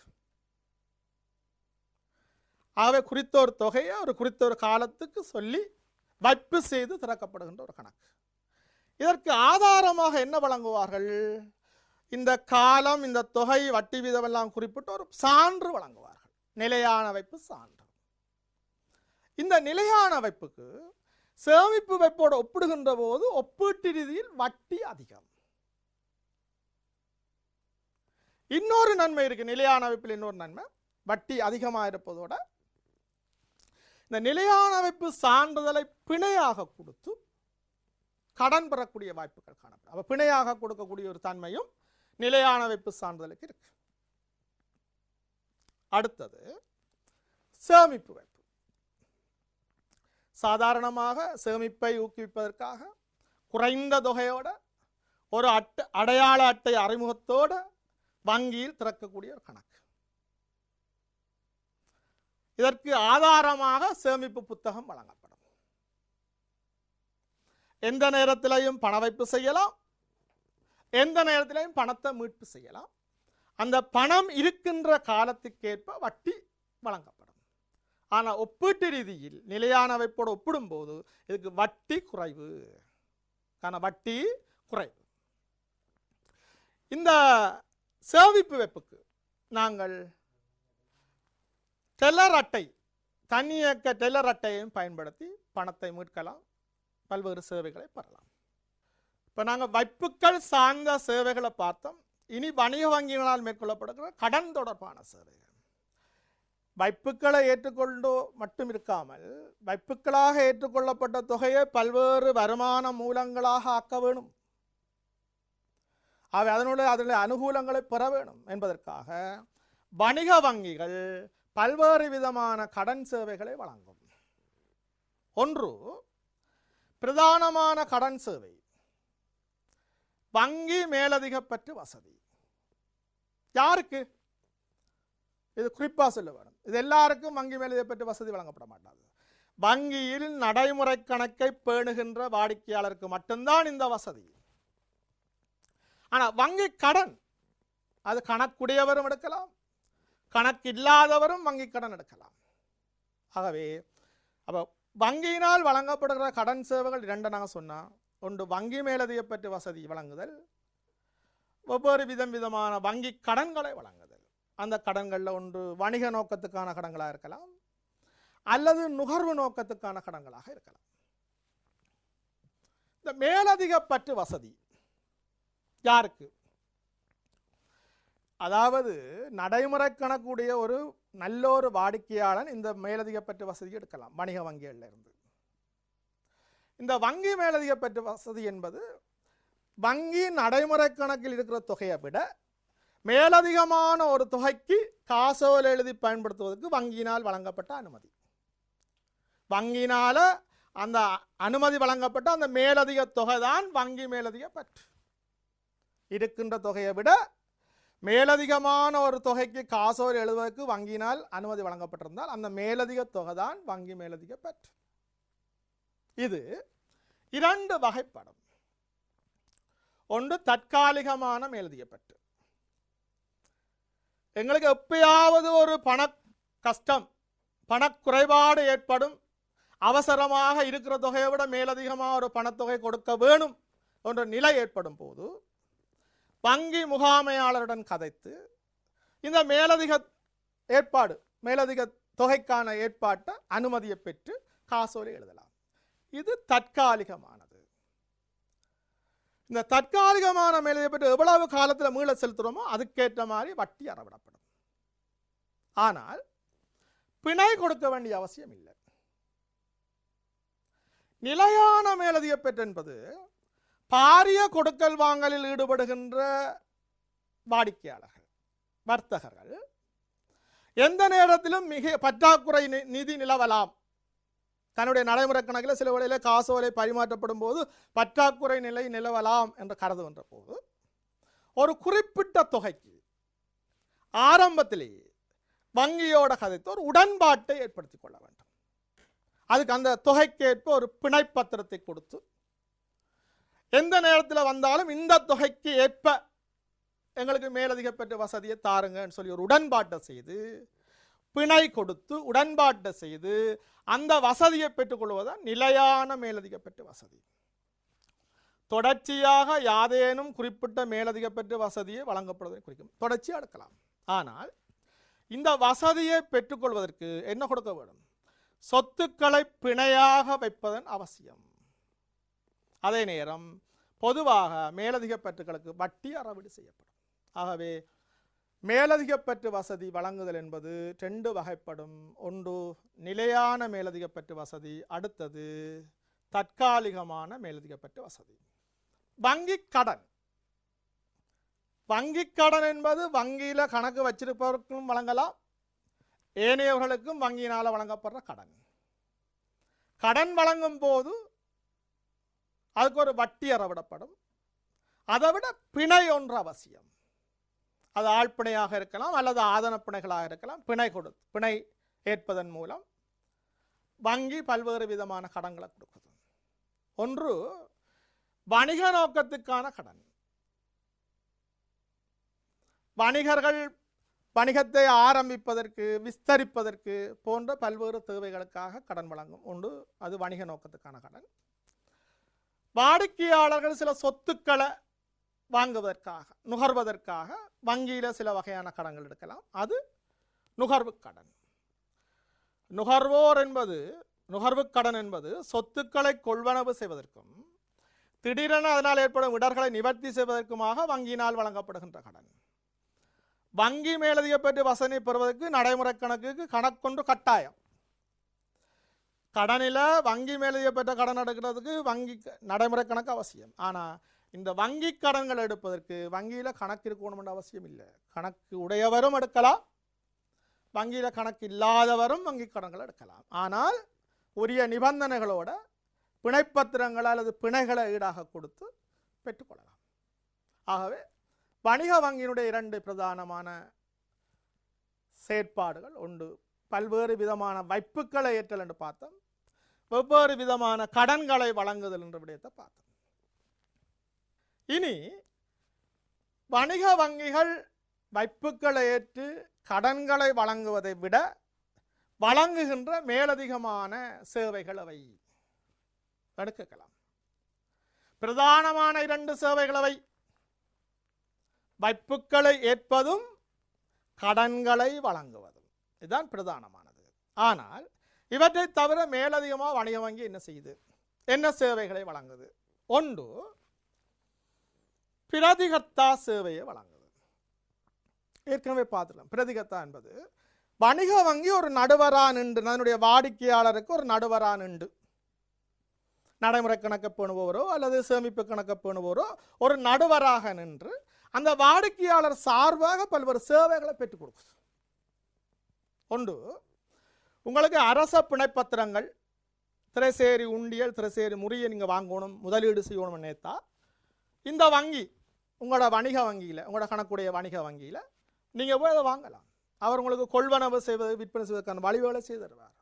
கொள்வனவும் செய்யலாம் அல்லது மீள விற்கிறதா இருந்தால் அதே வணிக வங்கியில் கொண்டு அவர் நடுவராக தொழிற்படுதல். நிலையான கட்டளையின்படி பார்த்தோம், அந்த வாடிக்கையாளர் சார்பாக பல்வேறு கொடுப்பனவுகள், தண்ணி பில், லைட் பில் போன்ற பல்வேறு கொடுப்பனவுகளை செயற்படுத்துறதுக்கு ஒரு நடுவராக இருத்தல். வாடிக்கையாளர் சார்பாக பல்வேறு விதமான வருமானங்களை சேகரிக்கின்ற ஒரு நிதி சேகரிப்பாளராக, ஒரு முகவராக தொழிற்படுதல். இது போன்ற செயற்பாடுகளை செய்வார். பிரதிகர்த்தா சேவை என்பது வாடிக்கையாளருக்கு ஒரு இடைத்தரகராக, நடுவராக நின்று வாடிக்கையாளர் சார்ந்த பல்வேறு சேவைகளை பெற்றுக் கொடுத்தார்.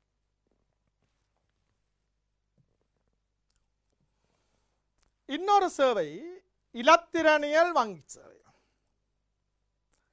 இலத்திரனியல் வங்கி சேவை என்பது கணினி இணைய வலையமைப்பின் ஊடாக வங்கியின் பல சேவைகளை பெற்றுக்கொள்ள முடியும். கணினி வலைப்பின்னல், இணைய வலைப்பின்னல் ஊடாக வங்கி வழங்குகின்ற பல்வேறு விதமான சேவைகள். இந்த சேவைகளில் நாங்கள் சொல்லலாம், ஒன்று ஹோம் பேங்கிங் அல்லது ஆன்லைன் பேங்கிங், வீட்டு வங்கி சேவை. அடுத்தது தொலைபேசி வங்கி சேவை, தொலைக்காட்சி வங்கி சேவை, தன்னியக்க டெலமெஷின் வங்கி சேவை போன்ற பல்வேறு சேவைகளை சொல்லலாம். நாங்கள் அதெல்லாம் தனித்தனியாக பார்க்க இருப்பதனால இதில் சுருக்கமாக இதை பார்க்குறோம்.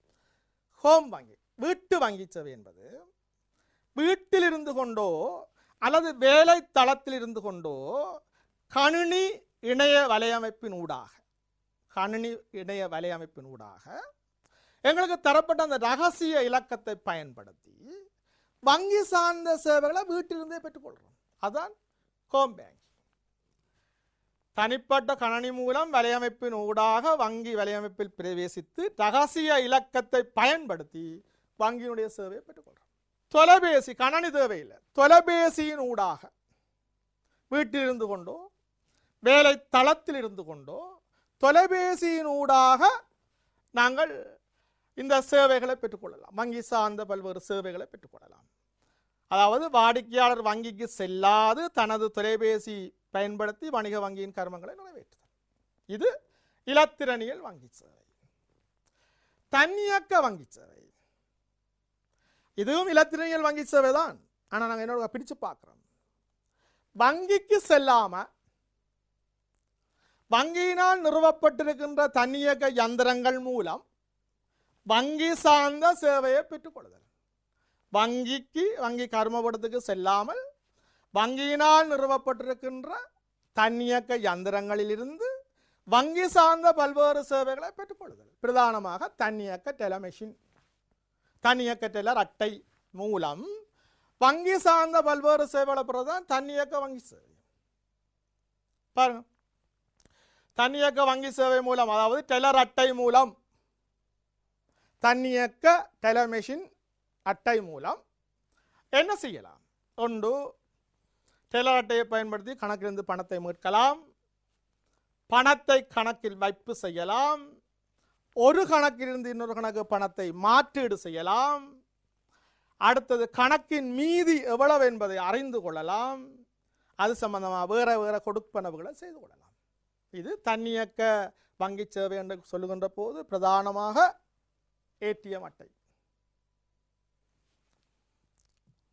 இந்த தன்னியக்க சேவை வழங்குவதனால, இந்த டெல்லர் மெஷின் சேவையை வழங்குவதனால வங்கிக்கு என்ன நன்மை? வணிக வங்கிக்கு என்ன நன்மை? வாடிக்கையாளெல்லாம் வங்கிக்கு புறப்படாம அந்தந்த மெஷின்ல சேவைகளை பெற்றுக்கொள்வதனால வங்கியினுடைய நெருக்கடி, வாடிக்கையாளருடைய நெருக்கடி குறையும், வங்கியினுடைய நிர்வாக செலவு குறைவடையும், அதே நேரம் உண்மைத்தன்மை, இலகுத்தன்மை, விரைவுத்தன்மை அதிகரிக்கும் மெஷினில் எடுப்பதன் மூலம். அது மாத்திரமல்ல, ஊழியருடைய குழுவினர் வருகையை குறைக்கலாம். அடுத்தது வங்கி சேவை விரிவடைந்து வங்கிக்கு ஒரு பிரபல்யம், வங்கிக்கு ஒரு லாபத்தன்மை அதிகரிக்கும். இது தன்னியக்க வங்கி சேவை மூலம் வங்கிக்கு கிடைக்கின்ற அனுகூலங்கள். கடன் அட்டை சேவை வணிக வங்கியினால் வழங்கப்படுகின்ற இன்னொரு சேவை பாருங்க. தன்னியக்க சேவை, இலத்திரனியல் வங்கி சேவை, கடன் அட்டை சேவை.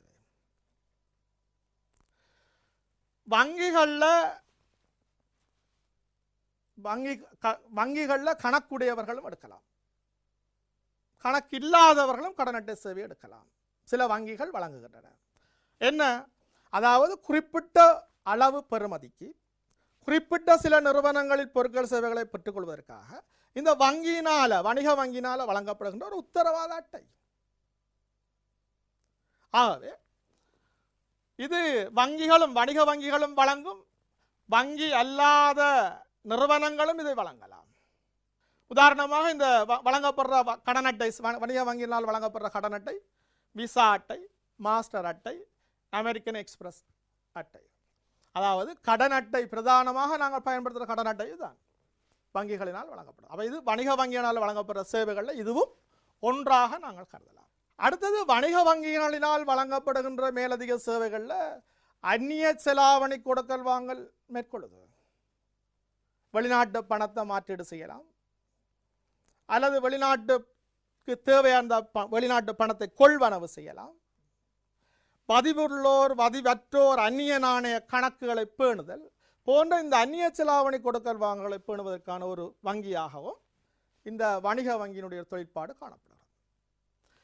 அடுத்து நிலையான கட்டளை பெறுவனவு. இதற்கெனவே பார்த்த முகவராக தொழிற்படுகின்றதுன்னு சொன்ன நிலையான கட்டளை கொடுப்பனவு நடவடிக்கைன்னு சொன்னால் கணக்குரிமையாளர் சார்பாக கிடைக்க வேண்டிய தொகைகளை சேர்த்து அவர் கணக்கில் சேர்ப்பதும், அவர் சார்பாக கொடுக்க வேண்டிய பெருமானங்களை கொடுக்கின்ற செயற்பாடுகளில் ஈடுபடுத்த நிலையான கட்டளை சேவை. இதெல்லாம் வணிக வங்கிகளினால் வழங்கப்படுகின்ற மேலதிகமான சேவைகள். இது மாத்திரமல்ல, வணிக வங்கிகள் அடகு சேவை, பல்வேறு நபர்களுக்கு அவசரமாக பணத்தேவை ஏற்படும் போது தங்களுடைய தங்க நகைகளை ஈடு வைத்து கடன் பெறக்கூடிய சேவையை வழங்குது வணிக வங்கிகள். பாதுகாப்பு வசதி, பாதுகாப்பு பெட்டக சேவை, தனிப்பட்ட நபர்களோ அல்லது நிறுவனங்களோ தங்களிடம் இருக்கின்ற பெறுமதியான ஆதனங்களை, பெறுமதியான பத்திரங்களை, பாதுகாப்பான பத்திரங்களை பாதுகாப்பாக வைத்தெடுப்பதற்கான ஒரு பெட்டக சேவையை வழங்குதல். தனிநபர்கள் தங்கம், வெள்ளி, முத்து, ரத்தினக்கல் போன்ற ஆபரணங்கள், உறுதிப்பத்திரங்கள் போன்றவற்றை அல்லது பெறுமதியான பெரிய பொருட்களை வைக்க முடியாது, ஆக இவ்வாறான ஆவணங்களை பாதுகாத்து கொடுக்கின்ற ஒரு வங்கி சேவை, லொக்க சர்வீஸ், பாதுகாப்பு பெட்டக சேவை. இவ்வாறான பாதுகாப்பு பெட்டக சேவைக்கு ஒரு கட்டணம் அறவிடப்படும், ஒரு கணக்கு ஸ்டார்ட் பண்ணப்பட்டு ஒரு கட்டணம் அறவிடப்படும். அடுத்த விடயம், இப்போ நாங்கள் வங்கிகள், மத்திய வங்கி, வணிக வங்கி சம்பந்தமான விடயங்கள் பார்த்தோம். அடுத்த விடயம் காசோலை. காசோலை யார் எழுதலாம், எந்த வங்கியில இந்த காசோலை நடைமுறைக்கு இருக்கும் என்ற விடயங்களை தெளிவுபடுத்த வேண்டும். வங்கியில் நடைமுறை கணக்கு உடையவர் காசோலை எழுதி கொடுக்கல் வாங்கல் செய்வதற்காக வங்கியில் திறக்கின்ற அல்லது பேணுகின்ற கணக்கு எது என்று கேட்டால் வங்கி நடைமுறை கணக்கு. ஆகவே காசோலை யார் கையில் இருக்கும், காசோலை புத்தகம் வங்கி நடைமுறை கணக்கை பேணுபவர் காசோலை எழுதி கொடுக்கல் வாங்க செய்வதற்காக காசோலை வச்சிருப்பார். ஆகவே விடயத்துக்கு வருவோம். காசோலை என்றால் என்ன?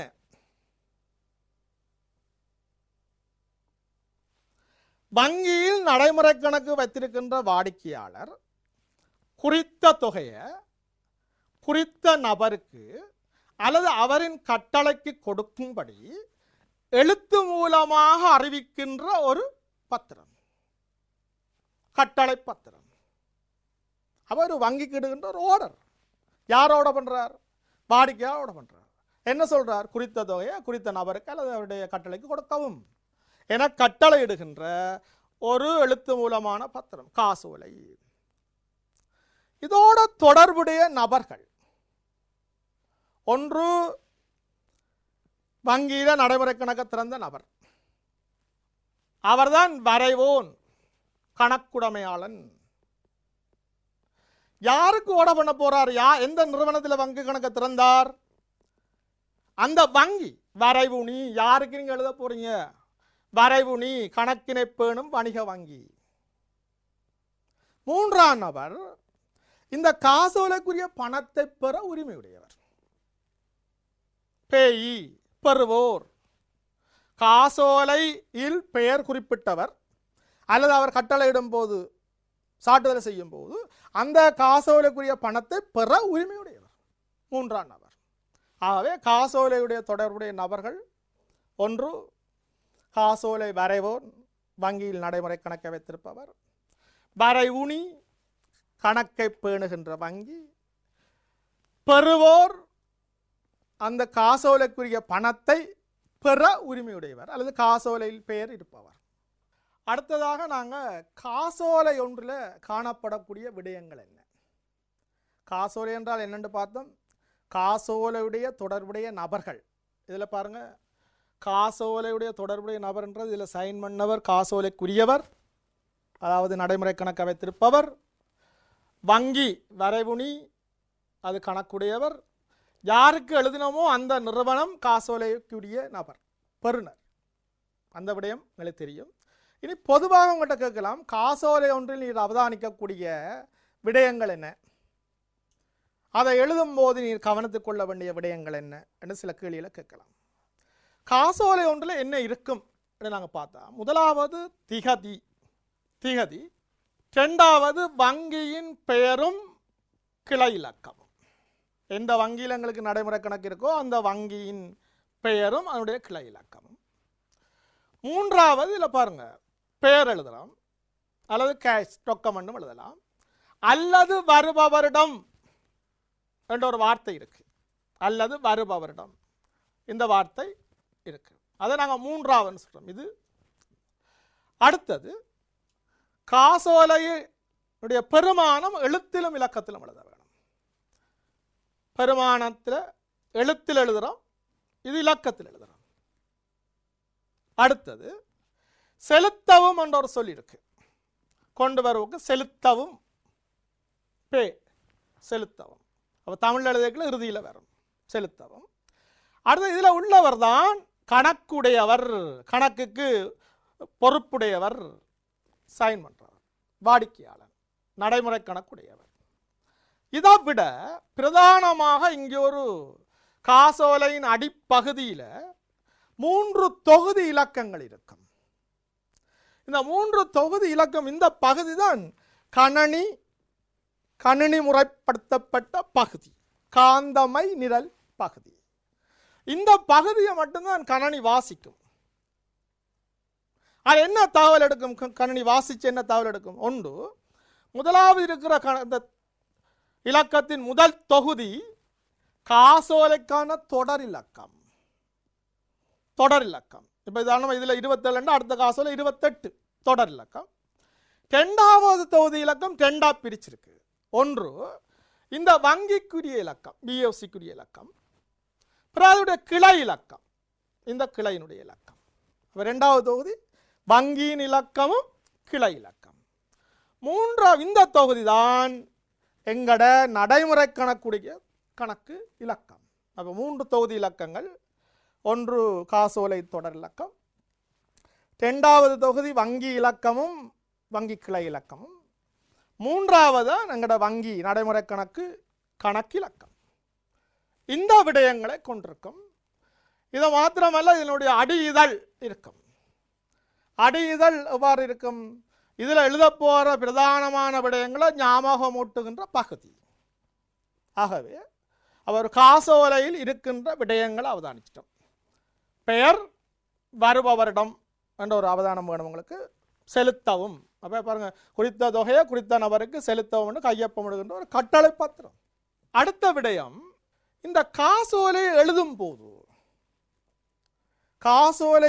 போது 2 விதமாக இதை நாங்கள் பயன்படுத்தலாம்.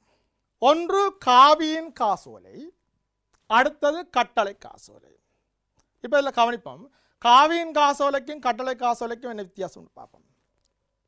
இதில் குறித்த நபருடைய பெயரை எழுதி இந்த அல்லது வருபவர்ன்றது தானே, அந்த இடத்தை வெட்டாம காசோலை எழுதி சைன் பண்ணி கொடுத்தா பெயர் எழுதலாம், அல்லது கேஷ் ரொக்கம் என்று எழுதி, அல்லது வருபவரிடம் என்ற வார்த்தையை வெட்டாம அந்த காசோலை எழுதி வழங்கினா யார் கொண்டு சென்றாலும் இந்த காசோலையை மாற்றலாம். இவர் இன்னொரு ஆளுக்கு சாட்டு செய்யலாம். ஆனால் புறக்குறிப்பு பின்புறத்தில் கையொப்பம் விட்டு சைன் பண்ண வேண்டிய அவசியம் இல்லை. புறக்குறிப்பு அவசியம் இல்லை காவியின் காசோலை. அப்போ இது சாதாரணமான ஒரு பண கொடுப்பனவுக்கு சமமானது காவியின் காசோலை. ஆனால் கட்டளை காசோலை என்பது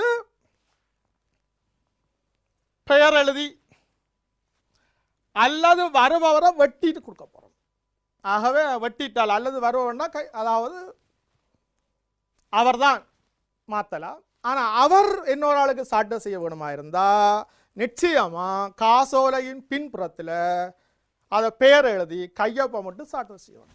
அப்போ சாட்டுதல் பிற்குறிப்பு அவசியம். எதுக்கு? கட்டளை காசோலைக்கு. அப்போ இதை வெட்டாமல் கொடுத்தா காவியின் காசோலை, வெட்டி போட்டு கொடுத்தா கட்டளை காசோலை. எதுக்கு புறக்குறிப்பு அவசியம்? கட்டளை காசோலைக்கு புறக்குறிப்பு அவசியம். எது பாதுகாப்பானது? கட்டளை காசோலை. ஆக இந்த 2 விடயங்கள் இதில் நாங்கள் கவனத்தில் கொள்ள வேண்டும். இனி இந்த காசோலை எழுதும் போது நாங்கள் கருத்தில் கொள்ள வேண்டிய விடயம், காசோலை எழுதும் போது நாங்கள் கருத்தில் கொள்ளப்பட வேண்டிய விடயம், ஒன்று அழியாத மையினால் எழுத வேணும். காசோலை எழுதும் போது அழியாத மையினால் எழுத வேணும். இலகுவாக அழியக்கூடிய மையினால் எழுதக்கூடாது. அடுத்தது, எப்பயும் காசோலை எழுதும் போது அடி இதழில் அது சம்பந்தமான விவரத்தை எழுதி வைக்க வேணும். அடி இதழில் விவரங்கள் எழுத வேணும். காசோலையில் ஏதும் தவறு ஏற்பட்டு விட்டா எழுதும்போது, தியதி எழுதும்போது அல்லது பெயர் எழுதும்போது தவறு ஏற்பட்டால் ஒரு கோட்டினால் வெட்டி அந்த கணக்குடையவர் முழு கையொப்பம் மட்டும் உறுதிப்படுத்தப்பட வேண்டும். அடுத்தது, ஒரே மொழியில தான் காசோலை எழுத வேணும். ஒரே மொழியில தான் காசோலை எழுத வேணும். ஒரு தொகையை எழுத்தில் எழுதியுள்ள தமிழ்லையும் மேலே பெயரை இங்கிலீஷ்லையும் எழுதுகிறார். ஒரே மொழியில் எழுத வேணும். அதை விட எழுதப்படும் போது எழுத்து முடிவில் பிறப்பிப்பருடைய கையொப்பம் இருக்கும். நாங்கள் பார்த்தோம் கையொப்பம் எப்படி இருக்க வேணும்? வங்கிக்கு என்ன மாதிரி கையொப்பம் கொடுத்தோமோ அதே மாதிரியான மாதிரி கையொப்பம் அமைய வேண்டும்.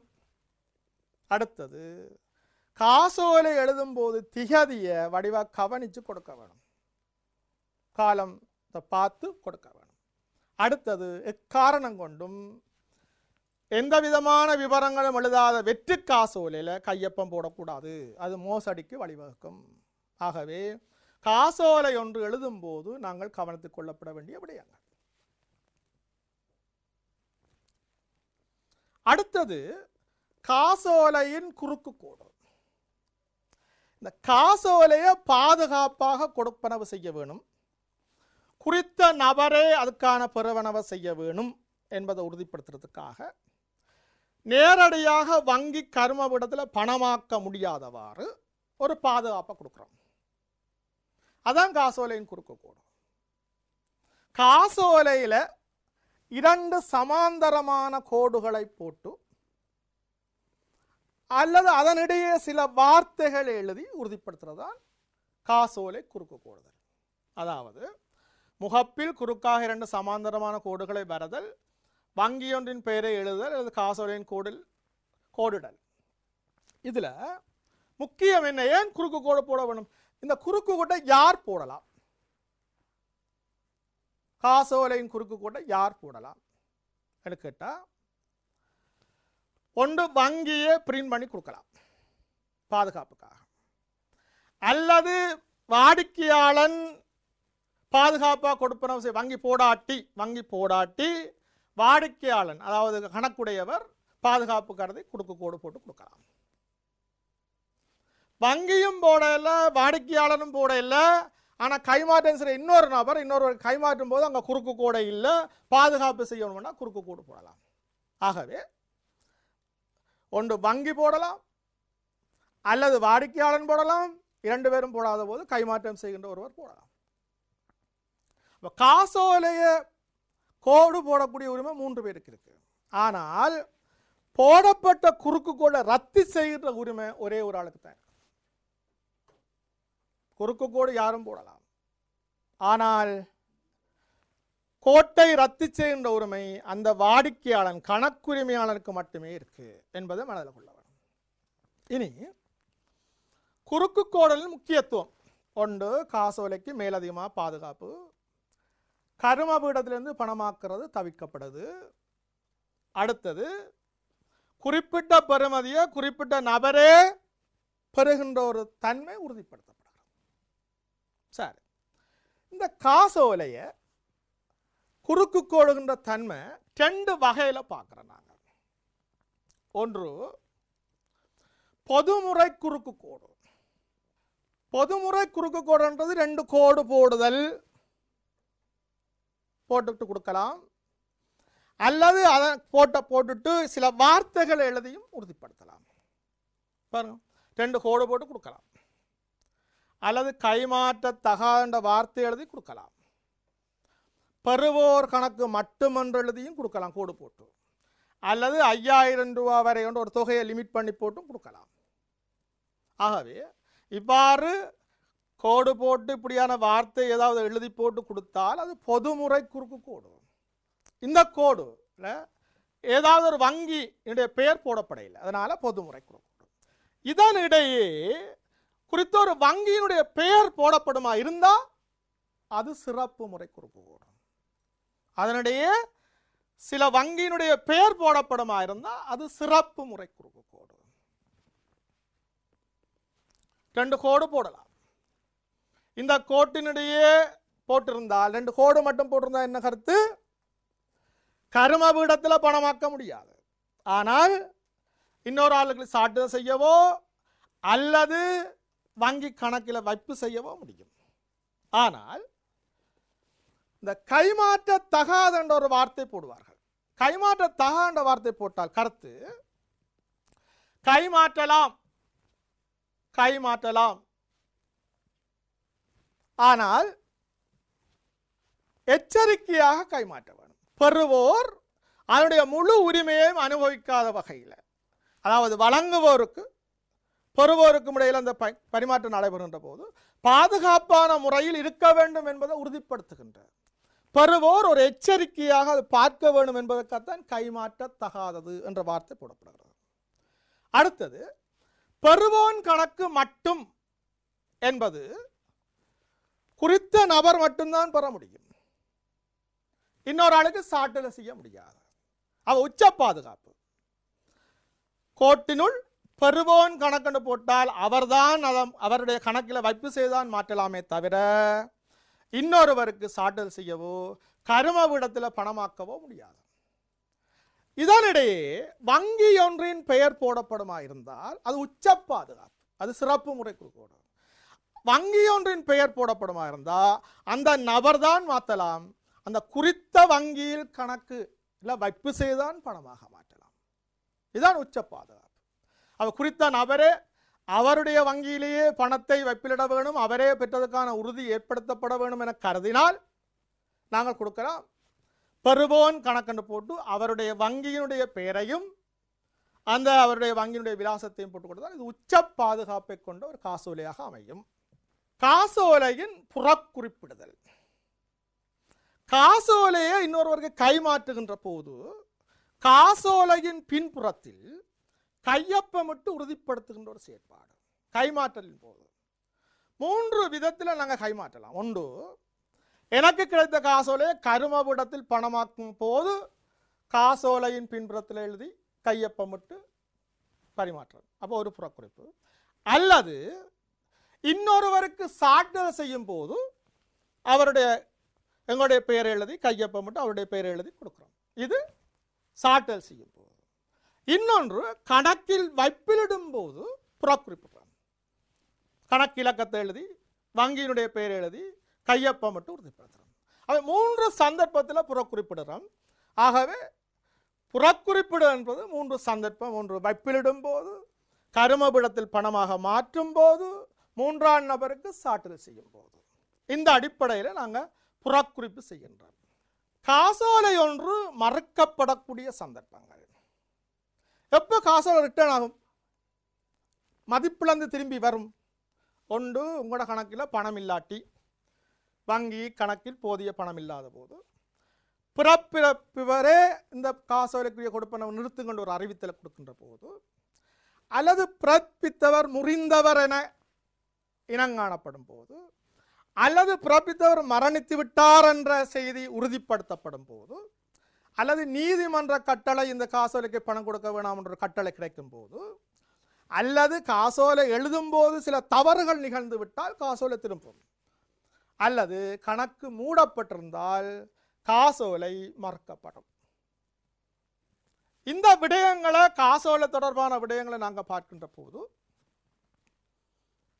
அடுத்ததாக இலத்திரனியல் பண வகைகள். இந்த பண வகைகளை நாங்கள் ஏற்கனவே பார்த்திருக்கின்றோம். கணனி வலைப்பின்னல் மூலமாக, இணைய வலைப்பின்னல் ஊடாக பயன்படுத்தப்படுகின்ற பல்வேறு விதமான பண வகைகளைத்தான் நாங்கள் சொல்கிறோம் இலத்திரனியல் பண வகைகள். அவை இந்த இலத்திரனியல் பண வகைகளாக நாங்கள் குறிப்பிட்டு சொல்லக்கூடாது. கடன் அட்டை, வரவட்டை, முற்கொடுப்பனவட்டை, சிமாட் அட்டை, நுண்ணட்டைகள் என்ற போன்ற விடயங்களை நாங்கள் கூறலாம். இது சார்ந்த விடயங்களை நாங்கள் ஏற்கனவே படிச்சிருந்தாலும் கூட ஏற்கனவே அந்த விடயங்களை நாங்கள் பார்த்திருக்கின்றோம். இதனுடைய அடிப்படையில் கடன் அட்டை என்றால் என்ன, வரவட்டை என்றால் என்ன? உங்களுக்கு தெரியும், கடன் அட்டை என்பது குறிப்பிட்ட எல்லைக்குள்ள பொருட்கள் சேவைகளை வாங்குவதற்காக குறித்த வங்கியினாலோ அல்லது வேறு நிறுவனங்களாலோ வழங்கப்படுற ஒரு அட்டை கடன் அட்டை.